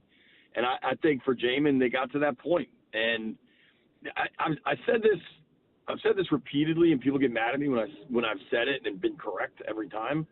But when they don't pick up a first rounder's option, tells you exactly what they think of that player. And the last 3 players they haven't picked up the option on, that player didn't finish the 5th year with the team. In this case, it wasn't even the 4th year. You go back to Doxson, the TCU wideout, Chase they traded away, and now Jamin just a flat-out release. So whenever you see a first-rounder and the team says, we're going to wait on the option year, because even Duran, that they got the long-term deal done, they picked up his option year. They had to get the deal done going into his 6th season. Right. You never get to a point where you lose a year of team control for a player that you'd like to control. I guess that leads to a final question then, JP, because Emmanuel Forbes has also been a healthy scratch at times. He also played, got back in the rotation and had the pick last week. What are you hearing this week talking to folks around the building about Emmanuel, the game that he had, how he's come back post-injury this time around, and kind of where his status is with the team? Because they did go back to the rotation on Sunday, which is something they didn't do in his first week back, where they had stuck with Igbenogany, Sainer Still, and St. Juice as the corners for the entire game. I don't think Forbes is in real danger of being cut or something. You never know. It's a crazy world and trade deadline, if you acquire a corner or something. But I don't even think Forbes is at the bottom of the corner depth chart on the active. I think that would be Mike Davis. But I think Forbes' inability to really help you on specials doesn't help anything either. Yeah, he finally was out there at least for a couple. I saw that he got a couple snaps. It might have just been in punt return safe, though. It might have been like, hey, just in case they fake it. I don't know that he's actually out there on real special teams. So there's I that. Agree. I find it hard to believe he can do much for you on specials. Yeah, hey, we're flying to the ball and hitting people really hard is not exactly his MO. But if he can get some interceptions, I think they'll live with it. So we'll see what they do on Sunday against Caleb Williams and the Bears. JP, appreciate your time as always, sir, and see you at Northwest Stadium on Sunday, which, yes, does still sound weird to say. Thanks, buddy. Appreciate it. All right, it's JP Finley with us here on the Hoffman Show. You can catch him daily, 10 a.m. to 2 p.m. on 106.7 The Fan with Brian Mitchell, of course, B. Mitch and Finley. And I just saw, actually, let's see. Control F, Hall of Fame? No. Can I find, if I search Mitchell? There we go. 4 former Washington players made the cut for the 50 remaining modern era Hall of Fame candidates: London Fletcher, Sean Alexander, Troy Vincent, and Anthony Haney. Brian Mitchell. That's this year? That's for this year. So top 50, still an uphill climb for sure, because you got to get, I think it's there's 25, I think, semifinalists or something like that, and then it gets down to like 13 actual people that get in or whatever the numbers are. But yeah, man, like B. Mitch is the second most all-purpose yards in the history of the league. Yeah. Why not do it in the Hall of Fame? ASAP. Kind of wacky bit. I know returners, like, they only play so much, and that was his main thing, but that wasn't his only thing, and he's one of the best ever to do that. So there's that. All right, when we get back, it is time, Anthony. Our Wednesdays filled with competition. Why? Because we're just emulating what Dan Quinn and company are doing over there. We like the sound of competition Wednesday. We want to compete over here. And sometimes you win, sometimes you lose, but either way, you're just happy that you're competed. Unless you lose and you have to spin the wheel of mediocre punishment. One of us is going to have to next, and then we're going to pick more games so that we decide who spins it again next week. Competition Wednesday is next on the Team 980.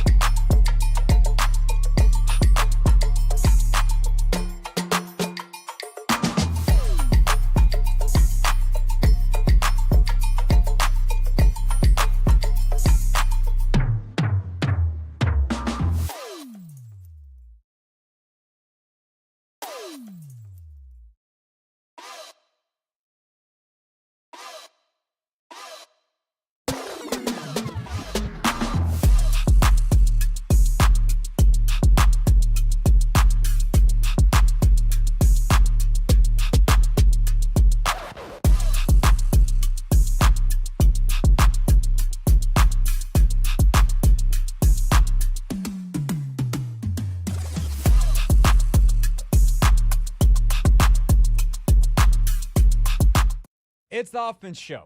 We're on the Team 980. We're always live as well on the free Odyssey app. We have the latest on Jayden Daniels from Dan Quinn coming up at 6 o'clock. Corey Kispert, 6:30, Wizards wing. I will say that this is our media day interview, so we did not talk about the extension, but he did just sign one, so an important piece of the Wizards' future. But, Anthony, right now we have business to take care of. It is Competition Wednesday here on the Hoffman Show.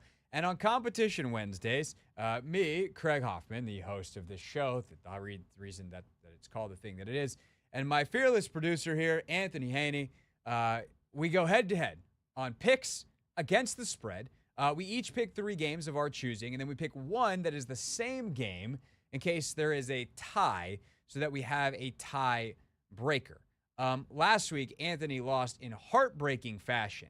He went 2-1. Very, very good week. The problem was I went 3-0. He then spun the wheel of mediocre punishment, which if you're watching on YouTube, you can see behind him over there. And I guess we're going to find out whether that was a mistake to leave it over there. I truly, honestly have not done the tally yet, Anthony. So we'll find out whether that wheel of mediocre punishment is going to stay on Anthony's side of things and be spun again, or whether we're going to have to find a way in the middle of this segment to wheel that big, stupid wheel from Anthony's producer studio to my host studio and figure out who it is. Now, I said Anthony is a fearless producer, although I do think he has a fear of an ice bath, which is unfortunate for him because that's exactly what it landed on last week.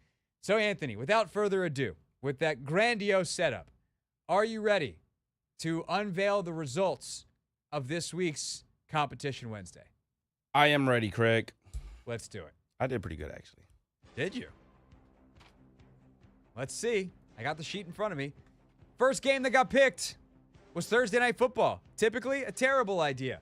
Good one for me. Why? Because the New Orleans Saints are terrible. I picked Denver -3. They won by 1,000. That's 1-0 for Craig. That's nice. Yeah. My first game, Yep. I had Eagles -3. Sure did. And they went on to put a spanking on them boys in blue. I don't know how New much York. New Orleans actually won by. I do know that the Eagles won by 25. It was 28-3. Yeah. Oof. Yikes. Spanking. My next game was the Detroit-Minnesota game. And I thought Detroit was going to win outright. So getting them as 2-point underdogs, that was good for me. And sure enough, Detroit won outright. Detroit +2. They actually won, I believe, by 2. Yeah. And so that's nice. Do I get bonus points for picking an underdog? That's something we probably should have done. Instead, we didn't. I just get the win. That's 2-0 for me. Anthony, what's next for you? I had the Colts -3. Yeah. And this game was actually looking like a push. The Colts got a big chunk play and end up, getting into field goal range. So that means Miami had to score a touchdown. So Matt Gay, shout out to you. They won 16-10. That is a cover. They won by 6, 3-point line. Win for Anthony. 2-0 versus 2-0 into the final game, which I, again, did what seemed obvious. I took the better team, who was for some reason the underdog. Thank you, New York Jets. Thank you for being terrible. Steelers +2.5. Winner, winner, chicken dinner. Ladies and gentlemen, boys and girls, that is back-to-back 3-0 weeks against the spread for your boy on Competition Wednesday, which means I'm about to go on an all-time bender. Don't pick anything I pick for the next 3 weeks. You went 3-0 again? I sure as bleep did, Anthony. Wow. And I, before we even get to your game, you want to know what the tiebreaker was? The Packers -2.5. It was. And guess what? Houston won by 2. Yeah, I would have lost. So you went really 4-0. Yep. I sure did go 4-0. So your last game? It doesn't even matter. It doesn't matter. But go ahead and tell the people what it was. Oh, it was the Falcons -3. They got their ass whooped. Yeah, they sure did. So Anthony, that tiebreaker didn't matter. Anthony went 2-1. Oh my I went gosh. 3/4-0 this week. This is ridiculous, man. Hey, I don't know what to tell you, man. Look. That's a good week. That's a great week. You've gone 2-1 the last 2 weeks, and somehow are having to spin this wheel twice. And I genuinely feel bad for you because 2-1 against the spread is hard to do. But my thing is, you won the tiebreaker, so it didn't really even matter. Yeah, this one hurts less. Last week, you actually won the tiebreaker. So technically, or untechnically, we both went 3-1. Yeah. But that's not how tiebreakers work. They don't play an extra quarter after the 4, and then if you can even it up in overtime. No, that's not how the point totals work. Nope. So Anthony's going to stretch it out here, and he's going to bring over that big giant wheel. As a reminder, the punishments on the wheel, which we have not updated. We're just going to keep rolling with the ones that we have. There's 100 push-ups, which I have done, and you have to do them by 6 o'clock. That's pretty terrible, although Anthony's very, very good at push-ups. There's buy the show lunch, so you have to buy, at the very least, you have to buy the other person lunch. Anthony has had to buy me lunch. There's a fantasy sub where you get to take someone out of your opponent's fantasy lineup and sub in one of their bench players. Mm-hmm. Can't do injuries and stuff. That's cheap. That's dirty. We're a show of decorum. I mean, good gracious. We're not savages. We're not heathens. I have done that one to Anthony, though. There is a costume show, which has not been landed upon yet, which we really decided is going to be a costume segment. You're going to have to wear a very silly mask, like the little classic mustache and fake nose glasses bit. You're going to have to wear that for either a segment or an hour. Maybe we'll do an entire hour. We'll figure that out. And then there's hot wings. And it says extra hot wings, and I don't know why it says that, because this is a wheel of mediocre punishment, not of severe punishment. And so it's mango habanero level at Buffalo Wild Wings or something equivalent. I will say, Anthony, my guy Jamel, who trains with us at Elevate, he makes homemade hot sauces. And he made us a mango habanero. Good. It was good, but damn, that thing had heat on it. Like my first bite that I had, I don't remember what I had it on. Maybe eggs. No, it wasn't eggs. Eggs and mango habanero don't go together. Eggs and other hot sauces too. What was it on? Maybe it's just some chicken. And I was like, ooh, that's sweet. And then I was like, I am warming from the inside. This thing has some serious pop to it. So I don't think we'll use that mango habanero sauce. Unless we did like a one wing situation. And then we could use Jamel's hot sauce on one wing. Being here sweating, man. Could be fun. It could be. One wing of super hot, that's mediocre punishment. Have you ever had a full flight of like something below that, also mediocre punishment? Have you ever had roaming rooster? Yeah. You've had their chicken sandwich? I didn't get like super hot. Even the mild chicken sandwich, I couldn't handle that. Are you not a spicy food guy? No. Like at all. Interesting. Yeah. I feel like I handle spice better than you do. You definitely do. Based you off definitely do. Okay. Yeah. I took one bite of the roaming rooster chicken sandwich, and I was in tears. I remember I got like a medium. What's the spot in Nashville? Hattie B's. Uh-huh. I think it was like delivery, so it wasn't like hot and crispy and fresh. And like, I had that, and I was like, this is a lot. But eventually, I got there. I don't know. All right. Well, Anthony, it's about that time, eh, chap? 2 weeks in a row. 2 weeks in a row. Not the life I deserve. It's the life that you got. All right, give that sucker a spin. And it's rolling. You avoided the ice bath? Is that what was next? It was so close. That looks like fantasy sub? It is a fantasy sub, and I will take that. Oh, my God. If it went to another ice bath. Would you just want to do 6 straight minutes? Or would you want to do 2 separate ones?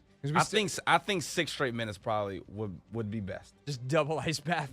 Yeah, I mean, I'm already in there. Like, yeah. No, you're going to want to get out. That's for sure. Really? I did realize, though, 3 minutes is super mediocre. It should be 5. Look, now you're getting out of hand because it's supposed to be mediocre. I know. But, like, for me, I know for a fact, 3 minutes in an ice bath. My friend Elise posted. She did like a cold plunge thing the other day, and she's like 5 minutes, and I was like, if you're doing 5 minutes just for wellness, how are we doing 3 for punishment? Yeah. We are a bunch of wimps. I'm a wimp. He's a wimp, but he's self-aware, everybody. I am indeed. Ladies, Anthony Haney. He's in touch with exactly who he is. Yeah. Which is a valiant characteristic for a human being. Yes. That's me. That's it. We're going to toughen you up. Yeah. One ice bath at a time. All right. So all that's left to do now is look at Anthony's fantasy lineup and figure out what I want to do with it. And then pick some more games. So we will pick the next edition of Competition Wednesday Picks next. Then 6 o'clock, you'll hear from Dan Quinn in our Pick 6 at 6.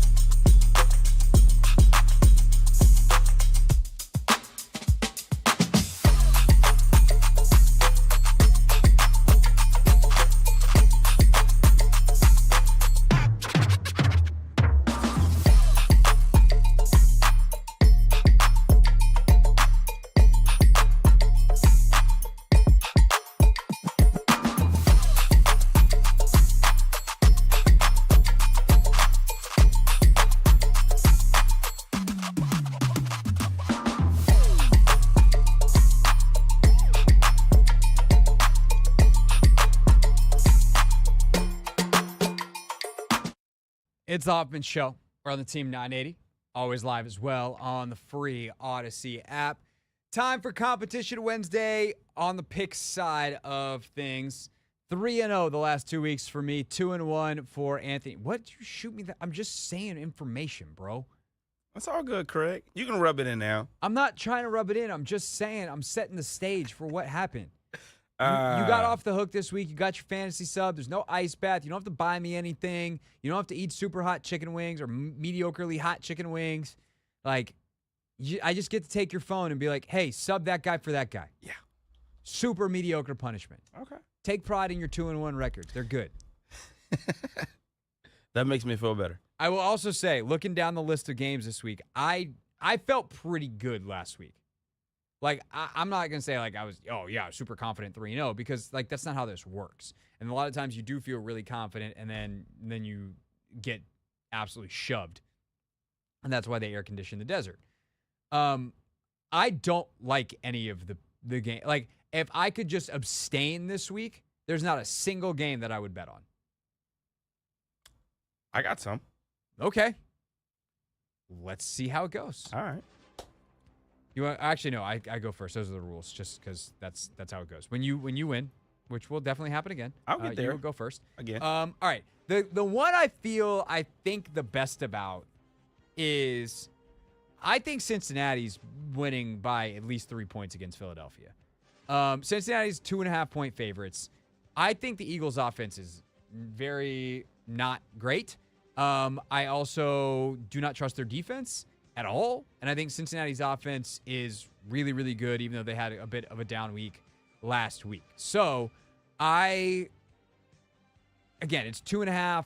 Like, I could definitely see this going the other way. But, like, Philly's offense, dude, is so limited that it is literally go balls from Jalen Hurts, and then can Saquon go absolutely nuts? And if he can, great. And there's a chance that he does. I mean, we obviously saw the running game go nuts for the Commanders against the Bengals. But it is a much more complex, nuanced, successful running game versus what New York is doing. And Cincinnati, I think, has gotten a few things tightened up on the screws over the last couple weeks. So I'm going to go Cincinnati minus 2.5 over Philly. They're at home. I feel that's the game I feel best about, but I don't feel great about it.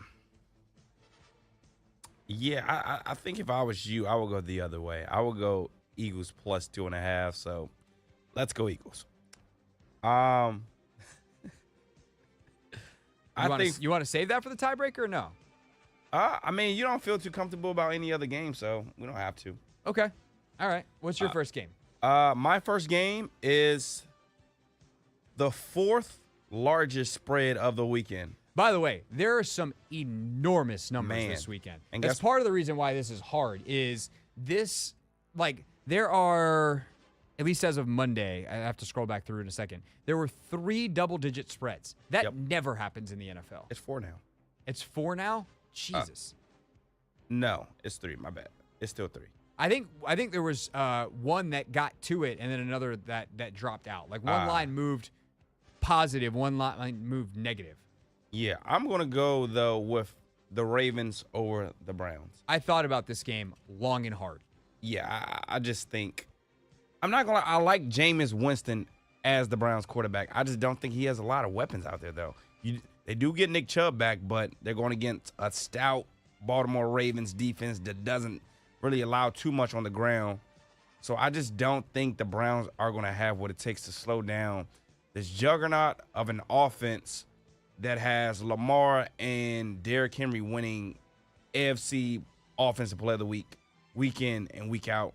Ravens by a landslide. I'm taking it. So I literally started typing this game into my list and then was like, Jameis Winston makes me change my mind, which is an absolutely stupid thing to say because I don't think Jameis Winston's any good. The thing is, I just think that the Browns, with any level of competency at quarterback, are going to perform completely differently as a team. I don't think that they're good. I don't think they're going to be good. But if they can just, like, sustain some drives, then their defense has a chance to not be putrid. Because their defense is talented and better, and if they can just keep the game closer longer, like there is something in there that can make the Browns competitive. And to an extent, we even saw it last week after Watson went down, and Dorian Thompson-Robinson wasn't good at all. But they made the Bengals earn that thing. And so that's my only, it's a division game. Jameis, I just don't know what it's going to look like. That's why I didn't go this game. But if I had to pick one more, this one might have been it. Yeah. So I totally get why you're at where you're at. I am trying to pick some smaller numbers, though, which leads me to my next game. I am going to take the Atlanta Falcons minus 2.5 over the Tampa Bay Buccaneers, which betting on the Falcons makes me queasy because it's the Falcons. They're incredibly inconsistent. They're just incessantly frustrating. And yet, they put up 1 billion yards against this team like 3 weeks ago, and Baker doesn't have Godwin or Evans. So I don't know exactly how Tampa's going to move the football. And I feel like Baker could throw a couple of picks. You could get a pick six. Like, there's just a lot of ways in which, if you're telling me Atlanta's only got to win by a field goal, that I think this can play out in my favor. So there's a chance Atlanta wins by a lot. There's a chance that it's close and they pull it out and Younghoe Koo hits a field goal in the end. Then I get to run around my living room in celebration. Just kidding. I'll be watching this one in the press box. So I'll run around the press box in celebration. Just kidding. No, I won't. That would be unprofessional. The Falcons win this by 3. I've got Atlanta minus 2.5 here. That's pick number 2 for me. Yeah, I was looking at that game. That's a good pick, Rick. It's a great pick. Again, we have avoided this so far, but officially there are no rules that we can't pick the same game. Yeah, I don't want to pick your game though. I appreciate that. It's better radio that way. Which ultimately is our jobs. I think for my second game, and I think I'm gonna kick myself. Actually, no, I'm just not even gonna do it. I was saying, why would you do it? Yeah, I'm not gonna do it.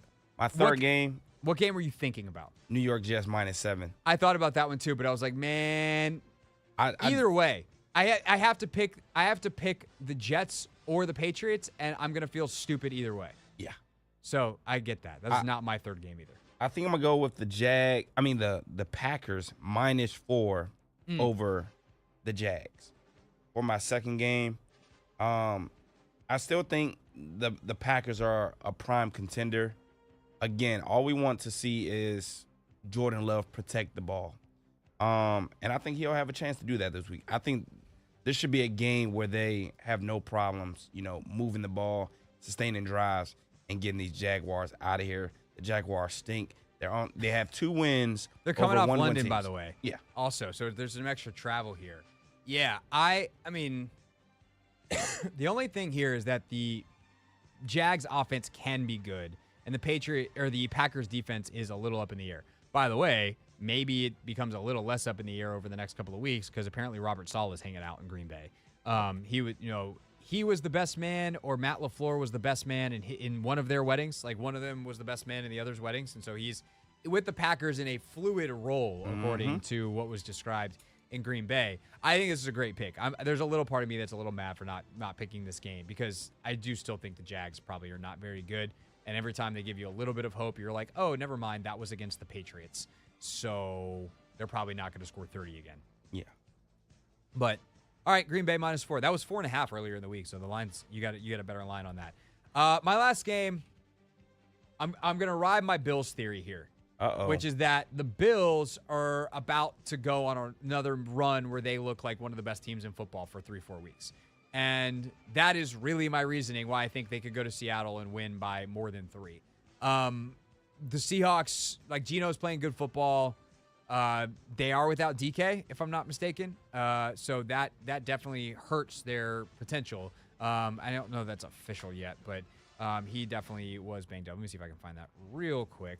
Seahawks. Yeah, he's hurt. Yeah, I know he's hurt. Is he officially out for the weekend? Yeah. Okay. Yeah. Questionable.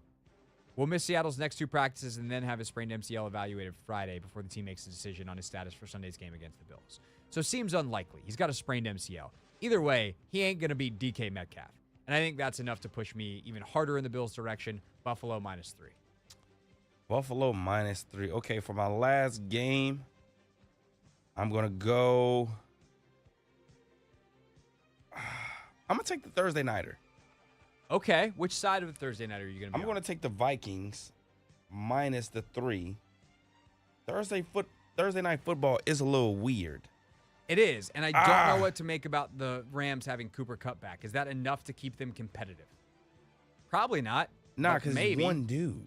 Yeah, but like quick outlet against the blitz for Stafford. Yeah, actually, I'm not even gonna mess with Matthew Stafford. I'm gonna go with the Jets, man.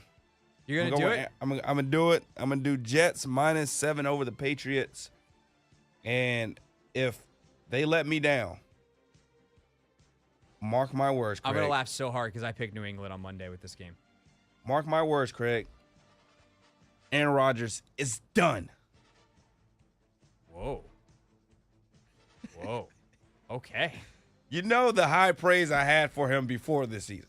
Yeah, you thought he was still good. What a terrible. Speaking of bad Anthony picks. Oh my gosh. Yeah, he's not been. That has not aged. And the thing well is, the problem at is, all. it's not even that he's playing bad football, but it's also he is the offensive coordinator, and their offense is a bad offense. It's not like someone else would come in and like crush that offense. The problem is the offense, and the problem is he's the one who's in charge. And he's blaming people. I don't like that. And then he blames everybody else. All right, you get that at minus 7. I was going to say, if you didn't pick that game, I was going to suggest that one's the tiebreaker because I would be willing to be on New England there. All right, any other what game? Yeah. What game do you like for the tiebreaker? Is there another game that you were considering? I would think you're probably going to go with the Chargers against the Saints. I'm on the Chargers. Are you on the Panthers to cover against the Broncos? They just announced that Bryce Young is playing. No. Okay. Well, what about this? What about this Chiefs? Cowboys 49ers. What are you saying? I would be on Dallas. You would be on Dallas? Ooh. Yeah. You'd be on Dallas? Are you going to I'll go with the 49ers then. Okay. You realize that you're 4.5 point, unless that line is moved. Oh, no. I see minus 4. But Dallas is, San Francisco's favored. Yeah. I see San Fran minus 4. Yeah. No, you're correct. The line has moved. So tiebreaker is Dallas plus 4 for Craig. Okay. I can roll with that. Wow. I can't believe I just did that. We shall see. Yeah, this is a weird week because, like, honestly, there's part of me that almost picked Tennessee, Detroit, and Detroit is like 11-point favorites. That's the kind of week. Who are you going to pick? I would pick Detroit to cover. Oh, I would too. Yeah, like that's the thing. There are a couple of games this week where the line basically cannot be big enough. It like is a Chiefs weird. bad. Chiefs. I mean, Vegas did beat them last time they played, but that's part of the reason why I think they're going to get absolutely dump trucked because the Chiefs are going to be like, oh, you thought that was fun on Christmas last year? Well, Merry bleeping Christmas to you. JK, Happy Halloween. You're dead now. Were they the last team to beat the Chiefs? I do believe that is the case. Wow. Yeah, that they won the Super Bowl and are undefeated this year. So they traded for Nuke Hopkins today. So that's fun. All right, that's it. That's Competition Wednesday. Those are the picks. I don't feel nearly as good about them as I did last week, but we'll see what happens next Wednesday at 5:30. Coming up next, it is time for the Pick 6 at 6.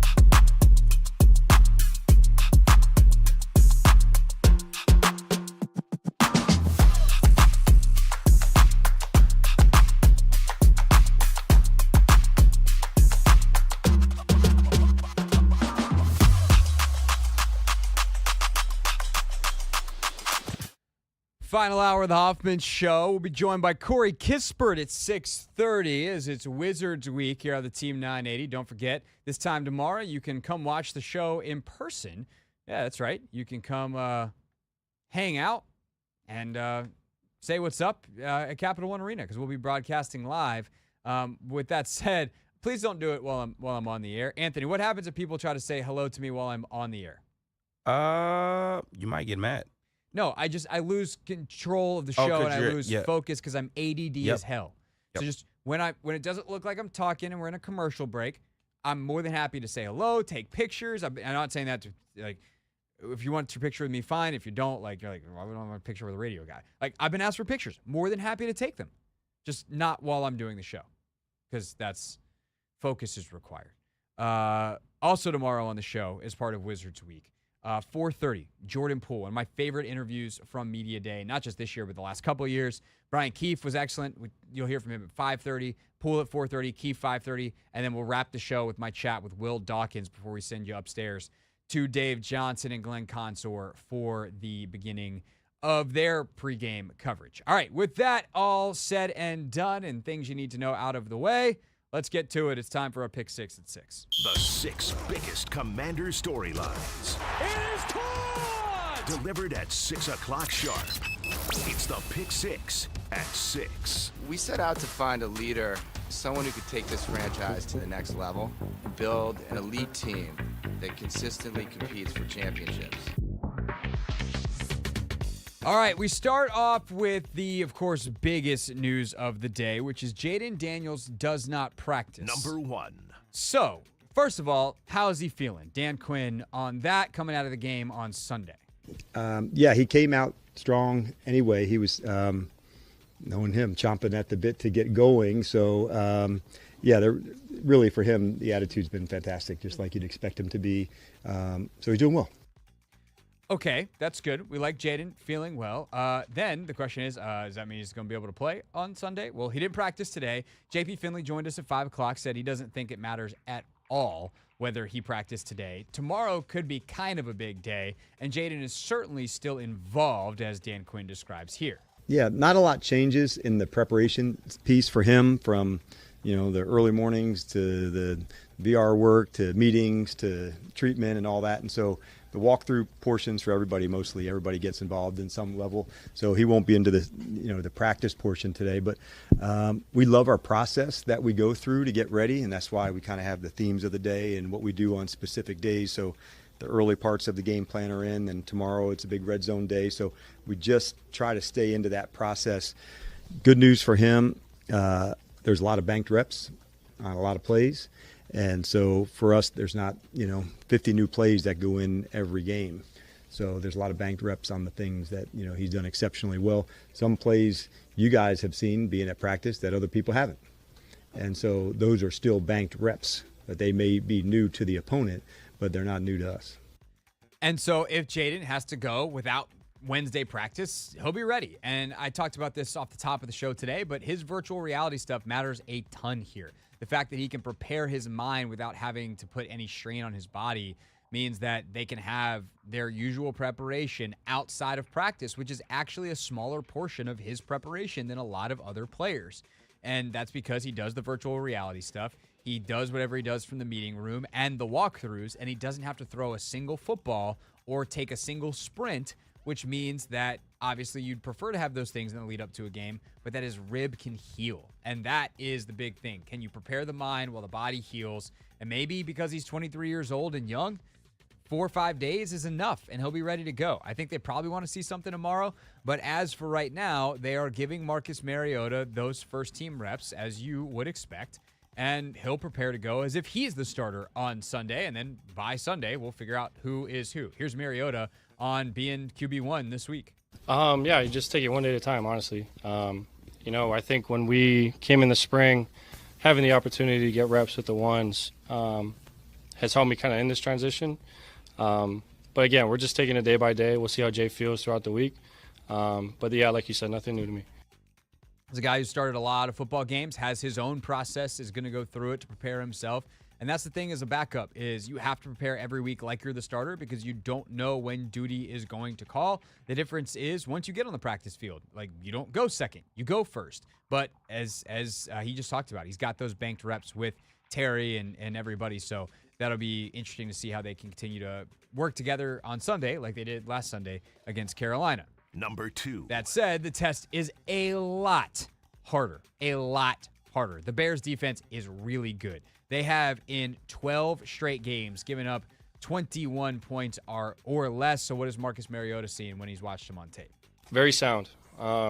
There's a couple guys that I've played throughout my career that are really good players. Kyler Gordon is unbelievable. Probably one of the better positional slot defenders in the league. I've got a lot of respect for Kevin Byard, somebody that I played with for a long time. Very rangy guy, but also comes in the box and makes a bunch of tackles. And then obviously Sweat, who's played here. Just a tremendous athlete, somebody that really can affect the game by the way he pass rushes. So, at every kind of level of the defense, they've got guys. It's going to be a challenge. But I think for us, again, it's about us. It's about focusing on what we do. And, we're excited for the challenge this Sunday and can't wait to see what it looks like. The thing about Montez that's really interesting in this matchup, and we'll obviously get a lot matchup deeper over the next couple of days here, but his ability to play a zone read with his length and his range and kind of feel like he's in two places at once can put a quarterback in indecision on those zone reads in a way that a lot of defensive end can't. Like, ultimately, the goal is to play both. Can you play the dive and can you play the pull? And Montez is the rare guy that can actually do that because he's fast enough to get to both spots. And so that's really interesting. Guys like Jalen Johnson on the outside, one of the best corners in the league, create a bunch of turnovers. Like, that is a huge thing to watch going into the weekend. Here's Dan Quinn on what he sees on the Bears defense. Well, I thought the thing that I really have been impressed by, not just this season, but previously last year as well, is their ability to get the ball. The takeaways they've generated that comes from speed, knowing what to do, how to go play it. So that part would be a number one top of the pile for me. And then how they can feature, players into rushers and linebackers. They got, all the components that you're looking for to play great D. So, yeah, I got a lot of respect for the way and the play style of how they play. Now, more specifically, one of the guys that DQ was asked about was safety Jaquan Brisker, who, by the way, is injured right now and may play on Sunday, but what kind of importance does he have if he can get out there? He's a significant factor, and I can remember, from him coming out of Penn State and just all the background and following him, and the safety position, I think, has a lot of value in today's NFL. Can you be in the post? Can you be in the box? Can you guard slots? And there's all different ways that it goes, into the space. So I think it's turning into a really important position because of how guys are featured. And Brisker certainly has all the skills. He can play down. He can guard man-to-man. He's a good hitter. So, yeah, a lot of respect for him. So, up next, we will get to the back half of our Pick 6, where we will hear what the Commanders head coach has to say about Caleb Williams and why having happy players is very important to him. Maybe slightly less obvious than you think. But first, let's get an update on the latest in the world of women's sports presented by Wawa. Gotta have a Wawa.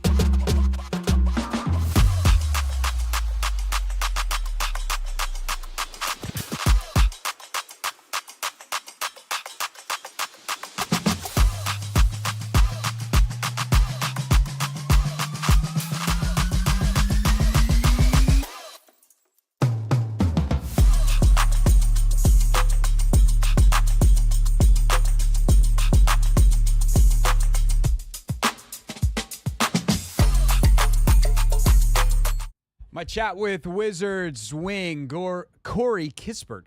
Corey Kispert coming up. There's an ongoing bit, Anthony. Do you remember the Corey Kispert bit? No. Not off the top of my head, no. Oh, it was we got deep into some Scottish accents in our media day interview in 2023. So people are gonna have to stay tuned to see what kind of shenanigans happened in 2024. And that's coming up in 12 minutes. We continue though right now with look at you, ready to go for the pick 6 and number 4. Dan Quinn asked a number of questions, as you would think, about Caleb Williams today. Of course, this team was second in the draft. Who'd they take again? Oh, that's right. They took Jayden Daniels. Things worked out quite all right for them.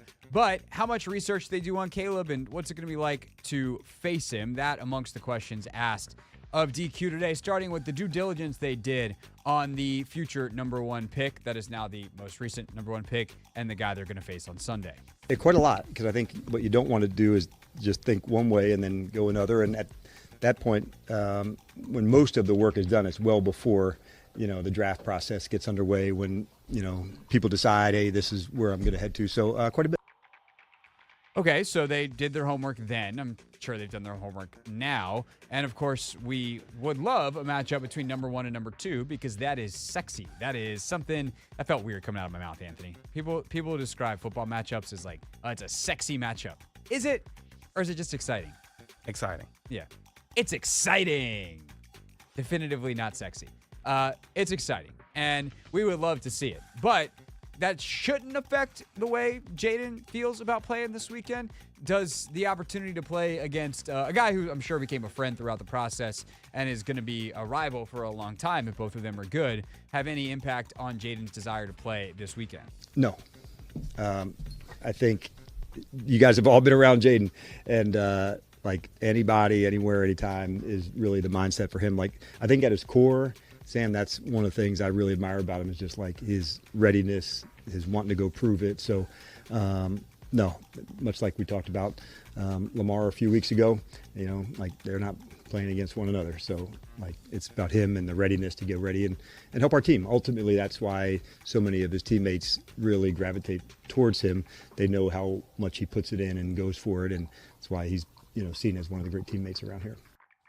Not surprised one bit that is Quinn's answer, even if it's a full lie, which I don't think it is. I think that really is how Jayden is, but you're not going to say, oh, yeah, our guy really wants to get out there and stick it to that other guy that got drafted ahead of him. I guess I could see some situations where some guys would be like that, but it really is much more of an intrinsic motivation to go out and be the best he can be for his team every single day versus like, oh, I'm going to show you, Ryan Poles, Chicago Bears, that you drafted the right guy.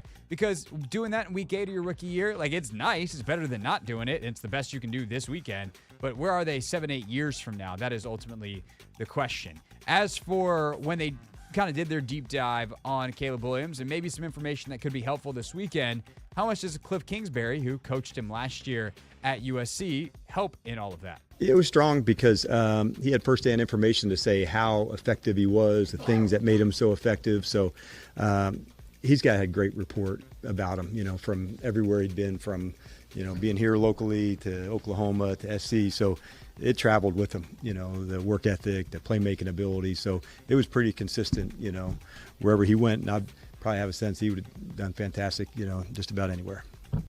And he's certainly playing really well the last couple of weeks. We'll see what the Commanders have for him coming up on Sunday. Number 5. Of course, it is I don't say it's unlikely. We don't know if Jayden Daniels is going to go this weekend. But as he goes through this experience, Marcus Mariota has 2 jobs. He's got to both get ready for Sunday, and he has got to continue to be the mentor for Jayden in the long term that, of course, that he was brought here to be. So how has Marcus handled that mentorship role and any advice he's given to Daniels as he goes through his first injury in the NFL, which could be a couple of week thing. It could be not any weeks and miss a couple practices thing. I think first and foremost, just being smart and understanding what's most important. I think early on in my career, you get very worked up about, I got to play this week.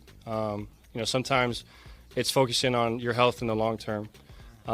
So if it gets to that point and he doesn't feel like he's ready to roll, I'm here to help kind of that, and I want him to understand that and feel comfortable with that. And also, I think it's us as a quarterback room to make sure that, if he's not getting the amount of reps that he usually gets through the week, helping him get those reps in the quarterback room, helping him manage that so that if his number is called and he is playing on Sunday, that he's ready to roll too. So, I think it's just a collective group. It's one of those things that happens in the course of a regular season, and we just all are going to work together to make sure that whoever is playing on Sundays can do their job. And then the other part of this is if Jayden goes and he's all of a sudden in that pressure cooker of, hey, your game of the week, everyone's watching 1 versus 2. Marcus has done this. And I remember fairly early in his career before everyone was like, I don't know if Jameis Winston and Marcus Mariota are going to be all that in a bag of chips. Like, these were 2 guys that were really touted coming out, Heisman Trophy winners, the whole deal. And so what advice does Marcus have for Jayden playing the guy who was drafted ahead of him? Because this is something Marcus did do early in his career, facing against Jameis Winston, who was the number 1 pick in his draft. I mean, it really means nothing. I was very naive early on in my career, and I was more just making sure guys were lining up right. I knew what the play was. I had the cadence on the right way. It's just little things like that. So I wasn't really focused on what that looked like. And I think Jayden does a great job of kind of always being present. That's very unique for somebody his age. I think he's very much about like the process and finding ways to get better, regardless of what the circumstance or situation is throughout the week. So I got to give credit to him for that, because I know for me early on in my career, I was very much just trying to like survive. I was just kind of treading water. So it's kind of cool to see a young guy be able to handle that. For sure. And they've done a great job of surrounding him, which goes to the final thing in our Pick 6 today. Number 6. How they have built a system in this organization very quickly that really serves players. And part of that is, for instance, making sure that there's good communication between the offensive coordinator and the quarterback. Marcus Mariota on his conversations with Cliff Kingsbury about anything that in particular that he would like to see in the offense this week if he's the one running it. Yes, I think that's what's really unique with Cliff is he sits down regardless of the starter or kind of down the line, and he wants to know what you like, how you see it. If you don't like this play, we'll get it out, that type of thing. And it's regardless if you're the starter or not, which I think is very unique. And that gives whoever is playing the ultimate confidence to just go out there and play because he's going to call the game. And I really believe that's how it was for me on Sunday. And when I was out there and he's calling it, he had such a good feel of what I liked and just kind of let me play. So it's a lot of credit to him and the staff for making sure that whoever is out there, they're playing with confidence. It's confidence, but there's also a sense of ownership that's really important. And one is good for morale, but is also kind of a hack for effort. I remember in the Play Caller series that Jordan Rodriguez did for The Athletic, where she profiled the 2012 Washington staff members that have gone on to be head coaches, your Seans, your Kyles, et cetera, et cetera. They told this story about in camp one year with Robert, they asked him to install a play. And they were like, pick any play you want. You can pick one from college. And this is your play. And Robert made it work. He was like, this is my play. It's my favorite play. I can't fail. And so he made sure every detail was locked in. And, it was kind of a lesson for him that Kyle was like, that's how I feel about every single play. So, like, you need to take all this stuff seriously. But there's also this beautiful piece of evidence, this very plain piece of evidence that if you give people autonomy, they will buy in more because they feel a sense of ownership and responsibility. And it's a way to get that out of your players. And again, it gives that ownership, it gives that responsibility. And that's also going to lead to the morale boost. So it comes full circle. And Dan Quinn was actually asked today about the importance of having happy football players. I think what some of the guys are learning, and I hope they can take it with them forever, like all of us here will be former Commanders one day. We just had alumni weekend, that you can work really, really hard, Chick, and also enjoy it.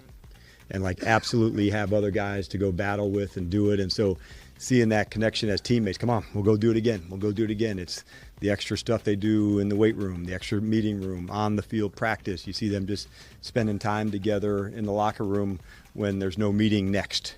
They just spending their day, hanging out and doing stuff together. So that's an attitude together that you can work really hard as you possibly can. But when you have other people to go on the trip with you, it makes it that much more special. And so that's why I saw that connection with Wiley and Cosme, and I recognized it, because when you're absolutely putting it out, it's much easier to do that with someone else. And so the more of that we have, the better. And it is infectious. You get everyone rolling the right direction. It's real easy to get on that bandwagon. If you got people going the wrong way, it's easy to jump on too. There is strength in numbers, and there is, I guess, in that way, weakness in numbers. And the Commanders certainly have a lot of strength rolling the right way right now. That's it for our Pick 6 today. Tomorrow, we'll see what Cliff Kingsbury and Joe Witt have to say about their particular units. That's coming up at 6 o'clock tomorrow. And next, we've been waiting for it all show, Corey Kispert one-on-one with the Wizards guard here on your home for Wizards basketball, the Team 980.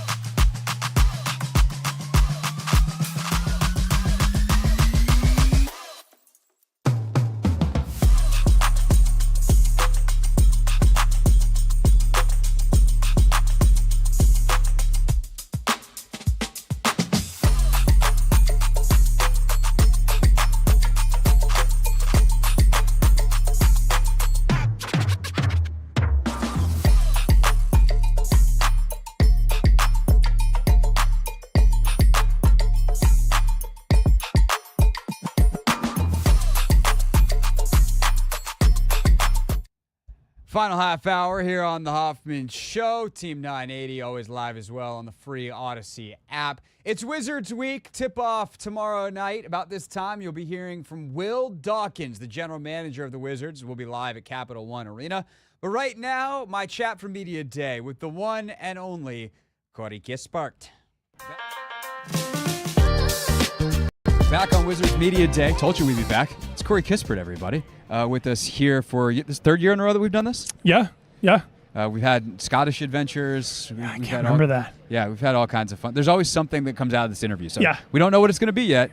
Stay tuned. But if you're watching live, then this is why you watch live, because then you'll find out first. So what did you do this summer, Corey? I spent a lot of time in the sun, played a lot of golf. I worked on my game, and your golf game or your basketball game? Both. Okay. Both. And I just kind of stayed put, honestly. I mean, in the summertime, I love just like relaxing and decompressing. So, not as many travels and like international adventures as some of my other teammates, but I kind of like it that way. When you say stay put, did you go back to wherever home is and stay put there? Yes. Okay. Yes. I know Will said there was a lot of guys that spent a lot more time here. Mm-hmm. So how did you balance wanting to be a part of those trips and being here with a lot of the fellas, and also making sure that you got the time you needed to decompress? I mean, it's a balance, right? Like you want to be able to unplug and you want to be able to decompress after the long seasons that we have.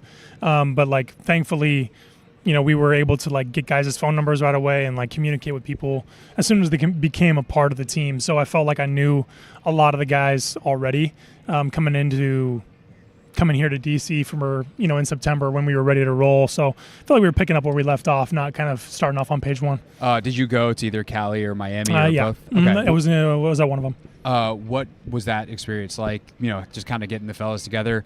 Kyle told me earlier, it was a lot more about the off the floor stuff than it was on the floor. But what was it like? Yeah, it's exactly right. It's off the floor. It's meeting. It's getting to know each other. It's kind of developing the chemistry off the floor before you can apply it on the floor. And we did a great job of, making it feel light and comfortable. It didn't feel like a work trip or a business trip. It felt like you're just going to go hang out with the boys. So. Mission accomplished there. What are those runs like on the floor, though? Once you guys get out there, obviously you're all super competitive. Yeah. But you're all trying to learn each other. There's a point to it beyond just hey, can I win this pickup game? Yeah. So what are those runs like? Yeah, it's kind of, when you, as a competitor, when you play anything, you want to win it, right? And that kind of winning mentality or winning those games take a little bit of a backseat just to learning how people play and seeing what kind of things they added over the summer in ways that can help us this year. So it's a little bit more of a research project than actually trying to win a game. But they're fun. Everyone's kind of has fresh legs, summer legs, and so you're able to see everybody at their best and kind of implementing the new things that they try to put in. So we know that it's called jump season around here. What was your jump? My jump was a lot of detail work, right? I feel like on my fourth year, I know who I am as a player. And don't get me wrong, there's things that I want to add and there's things that I want to change. But in the summertime specifically, I want to tighten the screws on the game that I already have. So it's a lot less. I mean, I didn't add anything brand new. I didn't reinvent myself as a player, but I really got better at the things that I am good at. And it's gonna pay off because great players are really good at the small stuff. So for you, I'm guessing that's just continuing to refine the shot, making sure that it feels good. Whatever the plays off of that, the pump and go, which we saw last year. Got a couple bodies. Yeah, a few. And then what else is there? And actually, I know what I want to ask you. Okay, go ahead. Defensively. Yeah. What you have to do is do your part amongst 9 other moving variables. Yeah. How the hell do you practice that? Yeah, a lot of you try to play live as much as you can. I mean, for me defensively, and it works on the offensive side of the ball. It was a little detail that I tried to add on both sides was playing as big as I am. I feel like I'm strong enough to push around anybody in this league, and learning how to actually play strong on both sides of the ball, it can only help you. So defensively, matching guys' physicality and seeking contact and directing them where I want to go is something that I kind of toyed with and messed with and got a lot better at this summer. You should have just asked me because I have an easy answer for you how to do that. Yeah. You go talk to Jonas and do whatever he says. Yeah, he's big, man. That is a big dude. A mountain of a man. What has it been like to have him and Malcolm around? Because I've heard those two dudes are just different. About as easygoing and about as chill of people as you can have. They love basketball. They love the game. They love talking about it. And so those conversations you have with guys that have seen a lot, help you as a player, and they help us grow cohesively as a group. So, I mean, they've been amazing since the day they stepped in the building, and their experience shows on the floor too. Like they're incredible. Knowing you the way I professionally do, and not like we're best friends. We don't hang out. He has invited me to play golf, which is probably a good thing because I would very much slow him down because I'm not very good and he is. The point is, Corey, that I know enough about you at this point, 4 years into this, to know how you tick, and that when Brian Keefe came in, you were probably very happy about it. What's your favorite BK story? Favorite BK story? I just. It's less of a story. It's just more of how he relates to guys. Like he's truly has a gift of developing relationships with his players, and he knows exactly how he can talk to me versus how he can talk to Jordan versus how he can talk to Bilal. Like his style to each different person is different. But he holds everybody accountable in the same way, and so he's a master at that. And accountability is something you crave as a player, truly deep down. And he really is good at that. And he wants to hold us to the highest standard that we can have as a team, and it's only going to make us better. So that was a really, really nice breath of fresh air playing the second half of the season with him. One thing I talked to him about, and I'm curious how it looks from your end of the equation, is the balance between giving players autonomy, that they feel like they have ownership, but also keeping them with, coloring within the line, so to speak, of the system and the way you guys want to play, the principles, all those kinds of things.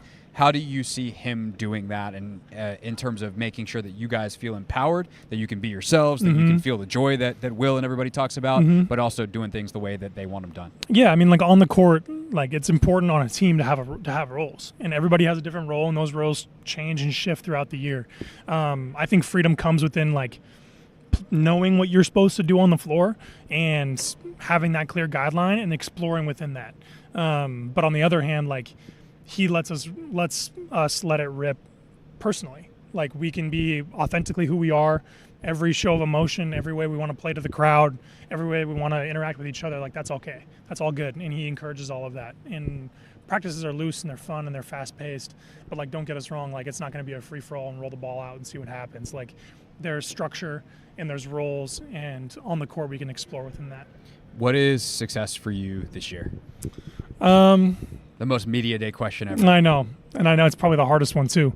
I think success for me comes in, I think it's being more authentically myself. I mean, there's so many times over the course of my first 3 years, and it's happened less and less as I've gone on, where I feel like I'm questioning who I am or what I'm doing out there and how I can impact this team. I feel like that's clearer than ever, and I want to be able to stick to that every single day. And I think I'm in a position right now with this team where my game is at, that if I truly stick to myself and never waver and the kind of things I want to do on the floor, I'm really posed to have an amazing year.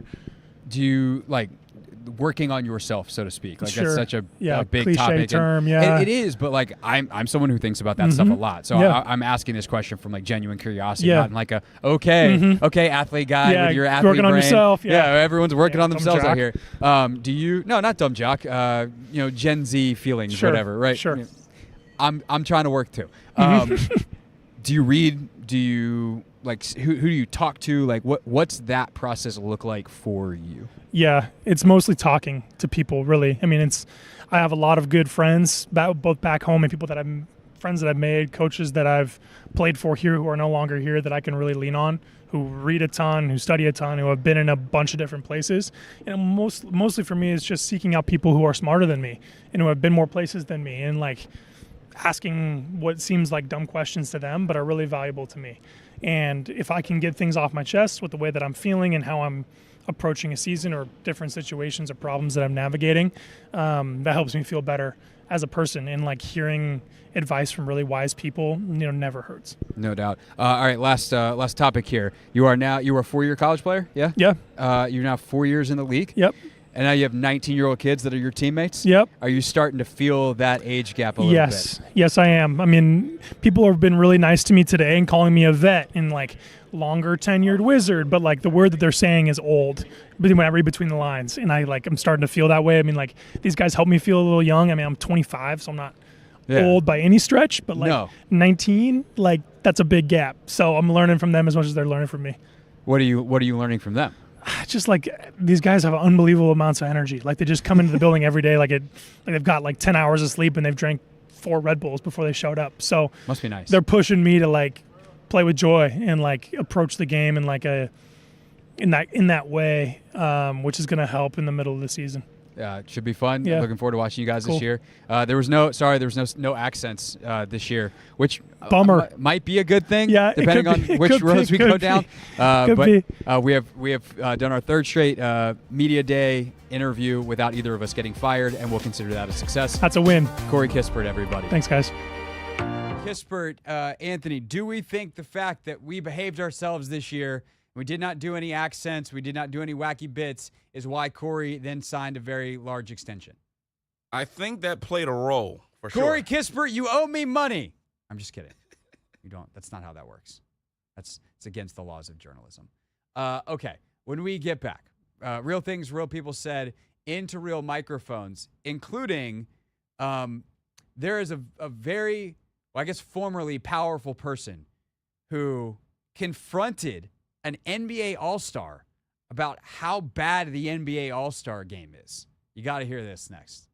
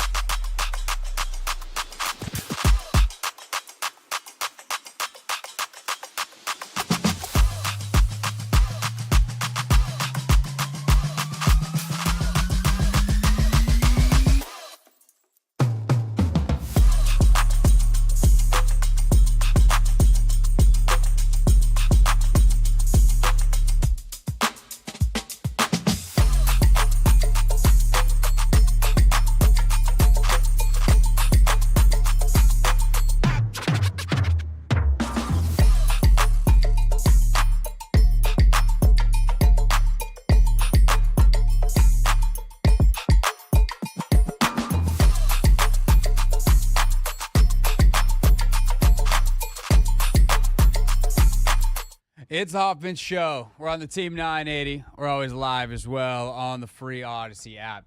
Anthony, don't you just have the urge just go, closing time? Yeah, that's why I kept on singing it. Silently? Yes. That's probably a better idea than what I just did. I think mine was the right amount of parody. It's closing time. No, you went too high. much. No, you were kind of flat at the end. You got to get time. Time. We need to get Kevin Brown on the phone. It's closing time. What? Why did you turn that into some weird accent? You come Jamaican at the end of that? I don't know what I did. What? I need to rewind that. It's closing time. Yeah, time, man. Time. Hey, man. It's closing time. Oh, I'm crazy. Man. Sure. I just think you're bad at accents. That's and singing. But if Brown can do Blink 182, then there's not a high note that he can't hit. Okay. So we'll get KB on that. Coming up tomorrow on the show, we're live at Capital One Arena. We will have Jordan Poole 4:30, Brian Keefe 5:30, Will Dawkins 6:30. So Wizards week concludes with a bang. We'll obviously also let you know the latest on Jayden Daniels and whether or not he played or practiced, I should say. You'll hear from Cliff Kingsbury and Joe Witt Jr. Dan Pizzuto will join us at 5 o'clock, so we'll get our weekly Pizzuto fix. So there's a lot of stuff happening tomorrow, Anthony, is basically the sum of the parts, if you will. We love a jam-packed show. Absolutely. We love a jam-packed show. Do we get off early tomorrow, too? We are done at 6:45 as we give wow. way to Dave Johnson and Glenn Consor, which means we really have to make sure we know how long that Will Dawkins interview is because otherwise we're going to run out of time. Yes. And while I'm sure Dave loves our interviews. I think Dave is our number one fan when it comes to our Wizards interviews. And I love Dave for that and many other reasons.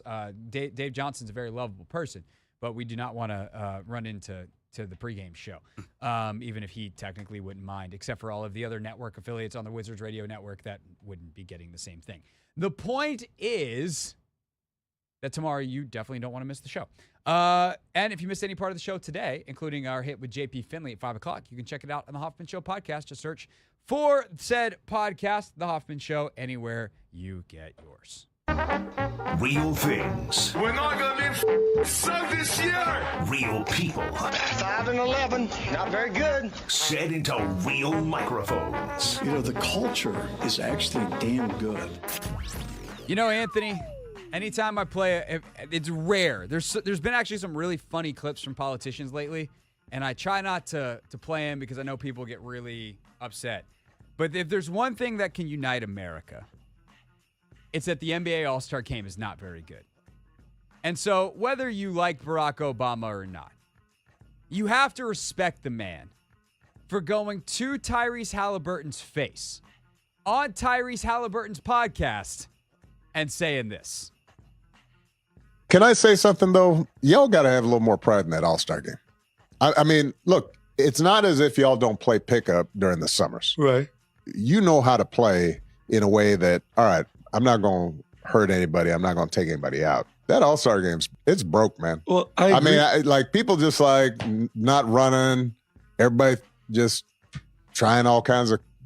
Well, I'm not. It used to be when Kobe and Michael and Isaiah, those guys were playing, man. I mean, they weren't playing the way they did regular season, but they wanted to win. This sounds like a conversation with my pops right now. He gave me the same speech. It insults the game. Well, all I said is my first All-Star game, I came off the bench.